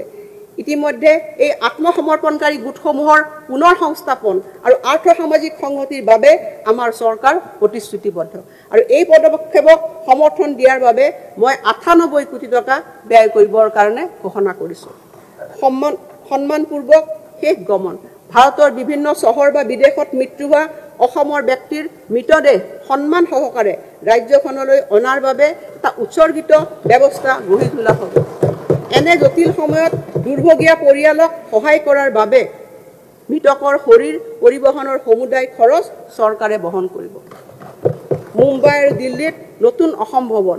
নতুন দিল্লীৰ দ্বাৰকাত 4,000 বৰ্গফুটৰ এটি অসম ভৱন, চতুৰ্থটো মুম্বাই কটন গ্ৰীণত 5,744 বৰ্গমিটাৰত অসম ভৱন মুম্বাইৰ দ্বিতীয়টো নিৰ্মাণৰ মই ঘোষণা কৰিছোঁ। এই অসম ভৱন কেইটাত এটাকৈ নামঘৰ থাকিব, য'ত অসমৰ চহকী সাংস্কৃতিক আৰু আধ্যাত্মিক ঐতিহ্য প্ৰদৰ্শন কৰা হ'ব। গৌৰৱময় ঐতিহ্য আৰু ঐতিহ্যৰ সংৰক্ষণ আমাৰ উদাসীন ভকতসকল সত্ৰ প্ৰতিষ্ঠানসমূহৰ এটা গুৰুত্বপূৰ্ণ অংগ। সত্ৰৰ ভকতসকললৈ মই প্ৰতি মাহে 1,500 টকাকৈ আগবঢ়োৱাৰ প্ৰস্তাৱ দিছোঁ। বৈচিত্ৰৰ মাজতে ঐক্যতা সুদৃঢ় কৰি তুলিবলৈ আমাৰ জাতীয় সংগীত অ মোৰ আপোনাৰ দেশৰ সমূহীয়া পৰিৱেশন আমি আয়োজিত কৰিম। আমাৰ সমূহীয়া সম্প্ৰীতি প্ৰতীকী ৰূপত তুলি ধৰিবলৈ অসমৰ 1 কোটিতকৈও অধিক নাগৰিকে বিভিন্ন স্থানৰ পৰা সমান্তৰালভাৱে এই সংগীতত অংশগ্ৰহণ কৰিব। ৰাষ্ট্ৰীয় আৰু আন্তঃৰাষ্ট্ৰীয় দৰ্শকৰ সন্মুখত কলাৰ ৰূপটো প্ৰদৰ্শন কৰিবলৈ আমি পৰম্পৰাগত বড়ো লোকনৃত্য বাগৰুম্বা আৰু বৰদৈ চিকলাৰ দৰ্শনীয় প্ৰদৰ্শনৰো আয়োজন কৰিম। অসমীয়া চলচ্চিত্ৰ, সাহিত্য, লোকসংগীত, সংগীত আৰু তথ্যচিত্ৰ ইত্যাদি সংৰক্ষণ কৰিবলৈ আমাৰ চৰকাৰে নিজা OTT মঞ্চ তৈয়াৰ কৰিব। ইউনিটি মলৰ লক্ষ্য হৈছে 35খন জিলা আৰু দেশৰ অন্যান্য ৰাজ্য তথা কেন্দ্ৰীয় শাসিত অঞ্চলসমূহক সামৰি 1 জিলা 1 উৎপাদিত সামগ্ৰী ধাৰণাত্ব কৰা আৰু ইয়াৰ বাবে মই সুখী হৈছোঁ যে 275 কোটি টকাৰ এই ইউনিটি মলটো এই বছৰতে সম্পূৰ্ণ হৈ উঠিব। কনচাৰ্ট পৰ্যটন। আমি দেখিছোঁ যে আমাৰ চুবুৰীয়া ৰাজ্যই সংগীত কনচাৰ্ট ব্যাপক ৰূপত আয়োজন কৰি বৃহৎ সফলতা লাভ কৰিছে। অসমলৈ বিশ্বমানৰ সংগীতানুষ্ঠানক আকৰ্ষণ কৰিবলৈ এনেধৰণৰ পদক্ষেপ লোৱাৰ বাবে মই প্ৰস্তাৱ দিছোঁ। আমি ৰাজ্যৰ জনসাধাৰণক এক অনন্য অভিজ্ঞতা প্ৰদান কৰিবলৈ ঐতিহ্য ক্ষেত্ৰ আৰু নদীৰ দাঁতিকাষৰীয়া অঞ্চলকে ধৰি গুৰুত্বপূৰ্ণ স্থানসমূহৰ সৰ্বাংগীন বিকাশ লাভেৰে লাভান্বিত কৰিম আৰু এই পদক্ষেপে অসমৰ পৰ্যটন খণ্ডটোক এক নতুন মাত্ৰা প্ৰদান কৰিব আৰু এই বৰ্ষতে পৰ্যটন বিভাগে ইয়াৰ বাবে উপযুক্ত নীতি গ্ৰহণ কৰিব ৰাজ্যখনত উপলব্ধ হোমষ্টে চাহ পৰ্যটন সা সুবিধাসমূহৰ ওপৰত নিৰ্ভৰ কৰি আমি এটা ডিজিটেল পৰ্যটন আৱৰ্ত সৃষ্টিৰ বাবে কাম কৰিম আৰু এই দিশত আমি এখন ডিজিটেল মঞ্চ তৈয়াৰ কৰাৰ বাবে ব্যৱস্থা গ্ৰহণ কৰিম মিছন অলিম্পিক অসমৰ ভৱিষ্যত অলিম্পিয়ানসকলৰ তত্ত্বাৱধান খেল মহাৰণে সমগ্ৰ অসমতে ব্যতিক্ৰমী ক্ৰীড়া প্ৰতিভাক চিনাক্তকৰণ কৰিছে ভৱিষ্যত প্ৰতিভাৱান খেলুৱৈসকলৰ বাবে শক্তিশালী বুনিয়াদ গঢ়ি তোলাৰ বাবে আমাৰ চৰকাৰে গ্ৰহণ কৰা পদক্ষেপৰ অংশ হিচাপে 500 গৰাকী ল'ৰা ছোৱালীক অলিম্পিককে ধৰি উচ্চ পৰ্যায়ৰ প্ৰতিযোগিতাত অংশগ্ৰহণ কৰিব পৰাকৈ প্ৰয়োজনীয় দক্ষতা সম্পদ আৰু প্ৰশিক্ষণৰে সাজু কৰি তোলা হ'ব যুৱ দক্ষতা বৃদ্ধি অসম দক্ষতা বিশ্ববিদ্যালয়ে এই বছৰতে নিজৰ চৌহদৰ পৰা কাম আৰম্ভণি কৰিব বিজ্ঞান প্ৰযুক্তি তথা কাৰিকৰী শিক্ষাৰ ওপৰত গুৰুত্ব আৰোপ কৰি মাধ্যমিক বিদ্যালয়সমূহত ৰাজ্যিক বৃত্তিমুখী প্ৰশিক্ষণ কেন্দ্ৰলৈ উন্নীত কৰাৰ বাবে আমি টাটা নেলকৰ সৈতে অংশীদাৰিত্ব ভিত্তিত কাম কৰিম আৰু ইয়াৰ বাবে মই 50 কোটি টকা আবণ্টন কৰিছোঁ উচ্চ ক্ষমতা সম্পন্ন ঔদ্যোগিক প্ৰসাৰ আৰু উৎসৰ্গিত অসম ঔদ্যোগিক গতিশীল পুঁজি এডভান্টেজ আসাম 2.0 বিনিয়োগ আৰু আন্তঃগাঁথনি সন্মিলনৰ জৰিয়তে এক মাইলৰ খুঁটি সৃষ্টি কৰি 5 লাখ কোটি টকাতকৈ অধিক বিনিয়োগৰ প্ৰতিশ্ৰুতি লাভ কৰে আৰু এই বিনিয়োগসমূহে কাৰ্যকৰী ৰূপায়ণৰ কৰিবৰ কাৰণে আমি আধুনিক লজিষ্টিক শক্তি পানী আৰু পৰিবহণ আন্তঃগাঁথনি সুবিধাযুক্ত ঔদ্যোগিক মণ্ডল উন্নয়নৰ পৰিকল্পনা কৰিছোঁ আৰু সেই কাৰণে অসম ঔদ্যোগিক গতিশীল পুঁজি নামৰ এটা উৎসৰ্গিত পুঁজিৰ বাবে মই 2000 কোটি টকাৰ প্ৰস্তাৱ আগবঢ়াইছোঁ দীৰ্ঘম্যাদী উন্নয়নৰ বাবে কৌশলগত বিনিয়োগ অসমত 46টা ৰাজহুৱা খণ্ডৰ প্ৰতিষ্ঠানৰ 17টাই লাভ উপাৰ্জন কৰি আছে আৰু এই সফলতাই কাৰ্যদক্ষতা আৰু বিত্তীয় সক্ষমতা বৃদ্ধিৰ বাবে আমাৰ অবিৰত প্ৰচেষ্টাক প্ৰতিফলিত কৰে আমাৰ ৰাজহুৱা খণ্ডৰ প্ৰতিষ্ঠানসমূহৰ মুঠ যৌথ 40,380 কোটি টকা আৰু ই আমাৰ ৰাজ্যখনৰ ৰাজহুৱা বিনিয়োগ ব্যৱস্থাৰ শক্তিশালী ভেটিটোকে সূচায় নুমলীগড় তেল শোধনাগাৰ লিমিটেডত আমি কৰা কৌশলগত বিনিয়োগ বৰ্তমান 6,500 কোটি টকা বজাৰ মূল্যলৈ ৰূপান্তৰিত হোৱাৰ লগতে একত্ৰিত সঞ্চিত নিধি কনসলিডেটেড থিংকিং ফাণ্ডত কৰা বিনিয়োগৰ পৰিমাণ 7,484 কোটি টকালৈ বৃদ্ধি পাইছে আৰু ইয়াৰ উপৰিও অসম আন্তঃগাঁথনি বিত্তীয় প্ৰাধিকৰণ আইফাৰ সঞ্চিত নিধি থিংকিং ফাণ্ডৰ প্ৰায় 855 কোটি টকা আবণ্টনেৰে আমি আমাৰ বিত্তীয় সামৰ্থ্য অধিক বৃদ্ধি কৰিবৰ কাৰণে সক্ষম হৈছোঁ আমি মুখ্যমন্ত্ৰীৰ সমগ্ৰ গ্ৰাম্য উন্নয়ন যোজনাৰ অধীনত 2,700 কোটি টকাৰ আছুতীয়া পুঁজি জমা কৰিম আৰু এই বৰ্ষত গ্ৰীণফিল্ড সাৰ কাৰখানাত 1272 কোটি টকা বিনিয়োগৰে কৃষি খণ্ডৰ আত্মনিৰ্ভৰশীলতাৰ দিশত আমি এক সাহসী পদক্ষেপ গ্ৰহণ কৰি আছোঁ এই পদক্ষেপসমূহৰ জৰিয়তে আমি অসমৰ ভৱিষ্যতৰ বাবে সম্পদৰ এক শক্তিশালী ভেটি নিৰ্মাণ কৰি আছোঁ কিছু সংখ্যক মানুহৰ ধাৰণাৰ বিপৰীতে যথোপযুক্ত নগদ সঞ্চয় আৰু সম্পদৰে অসম এতিয়া এক সবল অৰ্থনৈতিক ৰাজ্য অসমৰ অবিৰত অৰ্থনৈতিক বিকাশ আৰু উন্নয়ন সুনিশ্চিত কৰিব পৰা এক ভৱিষ্যত সষ্টম সম্পদৰ ভেটি গঢ়াৰ কাৰণে আমি দৃঢ় প্ৰতিজ্ঞা আৰু অসমৰ অৰ্থনৈতিক বিকাশৰ গতি ত্বৰান্বিত কৰিবলৈ এক ভৱিষ্যত প্ৰস্তুত বিনিয়োগ পুঁজি গঠন কৰিবলৈ আমি প্ৰতিশ্ৰুতিবদ্ধ আৰু সেই কাৰণে নন বেংকিং ফাইনেন্সিয়েল কোম্পানী MBFCৰ ৰূপত অসম বিকল্প বিনিয়োগ পুঁজি গঠন কৰাৰ কথা ঘোষণা কৰিবলৈ পাই মই আনন্দিত হৈছোঁ আৰু এই অসম বিকল্প বিনিয়োগ পুঁজিয়ে অসমৰ বিকাশৰ নতুন সুযোগৰ বাট মুকলি কৰিব বিনিয়োগ আকৰ্ষিত কৰিব আৰু ৰাজ্যৰ অৰ্থনীতি টনকিয়াল কৰিব মহাকাশলৈ অসমৰ নিজা খোজ কেন্দ্ৰীয় চৰকাৰৰ মহাকাশ বিভাগৰ অধীনস্থ ভাৰতীয় ৰাষ্ট্ৰীয় মহাকাশ উদগনি আৰু কৰ্তৃত্ব প্ৰদান কেন্দ্ৰ ইনস্পেকৰ সহযোগিতাত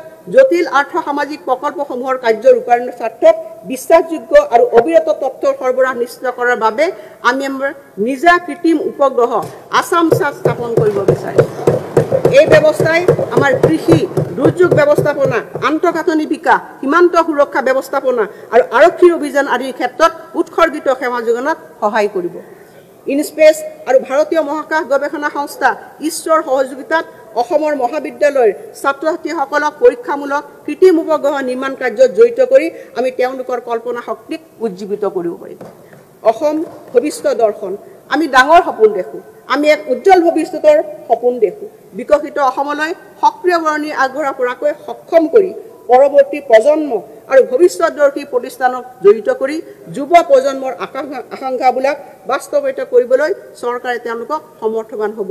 অধ্যক্ষ মহোদয়, মই এই দিশত যিকেইটা আমাৰ পৰামৰ্শ বা কাৰ্যসূচী ইয়াক মই সদনত মই আগবঢ়াইছোঁ।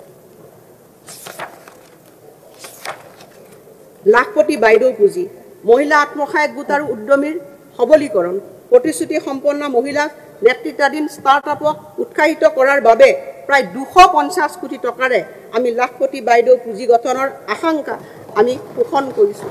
এই পুঁজি সুদবিহীন ঋণ প্ৰদান, সুদ ৰেহাই আৰু মহিলাসকলক সবলীকৰণৰ পৰা উদ্যমিতালৈ ৰূপান্তৰৰ ক্ষেত্ৰত পথ প্ৰদৰ্শন কৰাৰ ব্যৱহাৰ কৰিব পাৰিব। আৰু এই পদক্ষেপৰ লক্ষ্য হৈছে মহিলা উদ্যমীৰ হকে এটা শক্তিশালী পৰিৱেশ তন্ত্ৰ সৃষ্টি কৰি অৰ্থনৈতিক প্ৰগতি আৰু স্বনিৰ্ভৰশীলতা গঢ়ি তোলা। অধ্যক্ষ মহোদয়, মই ইয়াৰ পিছত অংশ 2লৈ আহিছোঁ। মই এতিয়া চৰকাৰৰ কৰ আৰোপণ আৰু ৰাজহ সংগ্ৰহৰ বিষয়ে অৱলোকন কৰিব বিচাৰিছোঁ, যিটো অৰ্থনৈতিক অগ্ৰগতিৰ মূল চালিকা শক্তি। বিগত 4টা বছৰত ৰাজ্যিক ৰাজহ সংগ্ৰহ উল্লেখযোগ্যভাৱে বৃদ্ধি পাইছে। ৰাজ্যৰ নিজা ৰাজহ সংগ্ৰহৰ পৰিমাণ 2020-21 বিত্তীয় বৰ্ষত 20,033 কোটি টকাৰ পৰা 2025 বৰ্ষৰ ফেব্ৰুৱাৰী মাহলৈকে 32,886 কোটি টকালৈ বৃদ্ধি পাইছে, আৰু যিয়ে উল্লেখনীয় 64.2% বৃদ্ধিৰ হাৰ প্ৰতিফলিত কৰিছে। এই চৰকাৰে বিভিন্ন কৰ সংস্কাৰ গ্ৰহণ কৰাৰ বাবে আজি আমি এনে অৱস্থাত উপনীত হৈছোঁ যে আমাৰ নিজস্ব উৎসৰ জৰিয়তে দৰমহা দিব পৰা হৈছোঁ। অসমৰ ক্ষেত্ৰত এইটো হৈছে অভূতপূৰ্ব আৰু ঐতিহাসিক বিষয়। বাণিজ্যিক কৰ, 2023-24 বিত্তীয় বৰ্ষত কৰ আৰোপণৰ বিভাগে 22,580 কোটি টকা সফলতাৰে সংগ্ৰহ কৰি তাৰ আগৰ বছৰৰ তুলনাত 15% বৃদ্ধি কৰিবলৈ সক্ষম হৈছে। আৰু 25 চনৰ ফেব্ৰুৱাৰীলৈ GST আৰু অনা GST ৰাজহ সংগ্ৰহ 5% বৃদ্ধিৰে 21,578 কোটি টকা হৈছে। মহোদয়, আমাৰ চৰকাৰ আজি চাহ উদ্যোগে সন্মুখীন হোৱা প্ৰত্যাহ্বানসমূহৰ বিষয়ে সম্পূৰ্ণ অৱগত।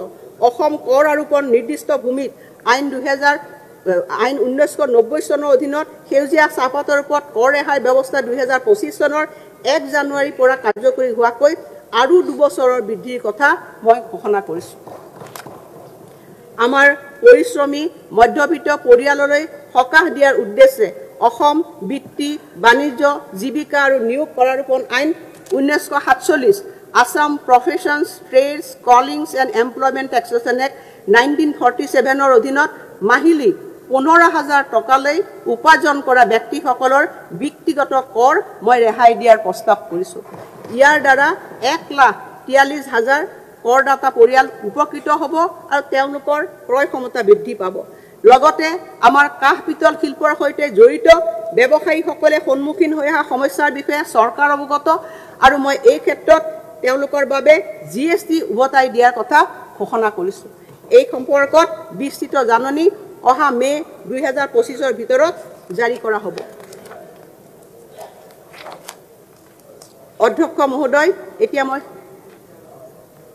মাননীয় মুখ্যমন্ত্ৰী ডাঙৰীয়াই জনসাধাৰণৰ ওপৰত কোনো ধৰণৰ বিত্তীয় বোজা আৰোপ নকৰাকৈ বাজেট দাখিল কৰি এক মহৎ উদাহৰণ দাঙি ধৰিছে আৰু বিধি কাঠামো ৰুল ফ্ৰেমৱৰ্কৰ যথাসম্ভৱ সৰলীকৃত কৰি সকাহ প্ৰদান কৰিছে।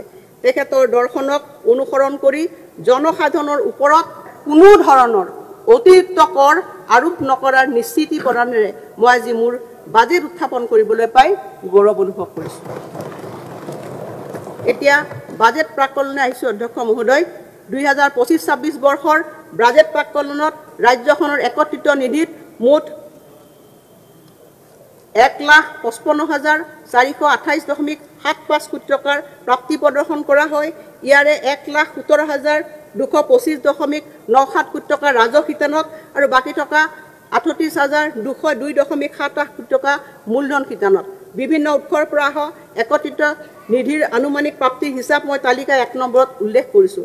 ৰাজহ শিতানত 1,05,485.17 কোটি টকা আৰু উপনিমিত্ত কণ্টিনজেঞ্চি পুঁজিৰ অধীনত 2,000 কোটি টকা যোগ হোৱাৰ পিছত সৰ্বমুঠ আদায়ৰ পৰিমাণ হ'ব 2,62,913.92 কোটি টকা। ইয়াৰ বিপৰীতে 2025-26 বৰ্ষত ৰাজ্যখনৰ একত্ৰিত নিধিৰ পৰা সৰ্বমুঠ ব্যয়ৰ পৰিমাণ 1,55,958.14 কোটি টকা হ'ব বুলি অনুমান কৰা হৈছে আৰু ইয়াৰে ৰাজহ শিতানত 1,17,225.96 কোটি টকা আৰু মূলধনী শিতানত 38,759.18 কোটি টকা 2025-26 বৰ্ষত একত্ৰিত নিধিৰ মঞ্জুৰি অনুযায়ী ব্যয়সমূহৰ প্ৰাক্কলন তালিকা 2 নম্বৰত দেখুওৱা হৈছে ৰাজহুৱা শিতানত ব্যয় হ'ব 1,02,974.10 কোটি টকা আৰু কন্টিজেন্সি পুঁজিৰ অধীনত 2,000 কোটি টকাৰে বছৰটোৰ সৰ্বমুঠ প্ৰাক্কলিত ব্যয় হ'ব প্ৰায় 2,60,959.24 কোটি টকা এইদৰে বছৰটোত হোৱা প্ৰাক্কলিত লেনদেনৰ বাবে আনুমানিক 1954.68 কোটি টকা ৰাহি হ'ব আৰু ইয়াৰ লগতে আৰম্ভণি ঘাটি 2,574.95 কোটি টকা মিলালে 2025-26 বৰ্ষৰ শেষলৈ বাজেট ঘাটিৰ পৰিমাণ 620.27 কোটি টকা হ'বগে মই অসমৰ সমূহ জনসাধাৰণলৈ আগন্তুক ৰঙালী বিহুৰ আন্তৰিক শুভেচ্ছা জ্ঞাপন কৰিছোঁ অসম আমাৰ ৰূপহী গুণৰ উনাই শেষ ভাৰতৰে পূৰ্ব দিশৰ সূৰ্য উঠা দেশ অধ্যক্ষ মহোদয় ডক্টৰ ভূপেন হাজৰিকাৰ গানৰ এই কলিৰে মই বাজেট ভাষণৰ সামৰণি মাৰিছোঁ ধন্যবাদ সদন 11 মাৰ্চ 2025 পুৱা 9:30 বজালৈ স্থগিত ৰখা হ'ল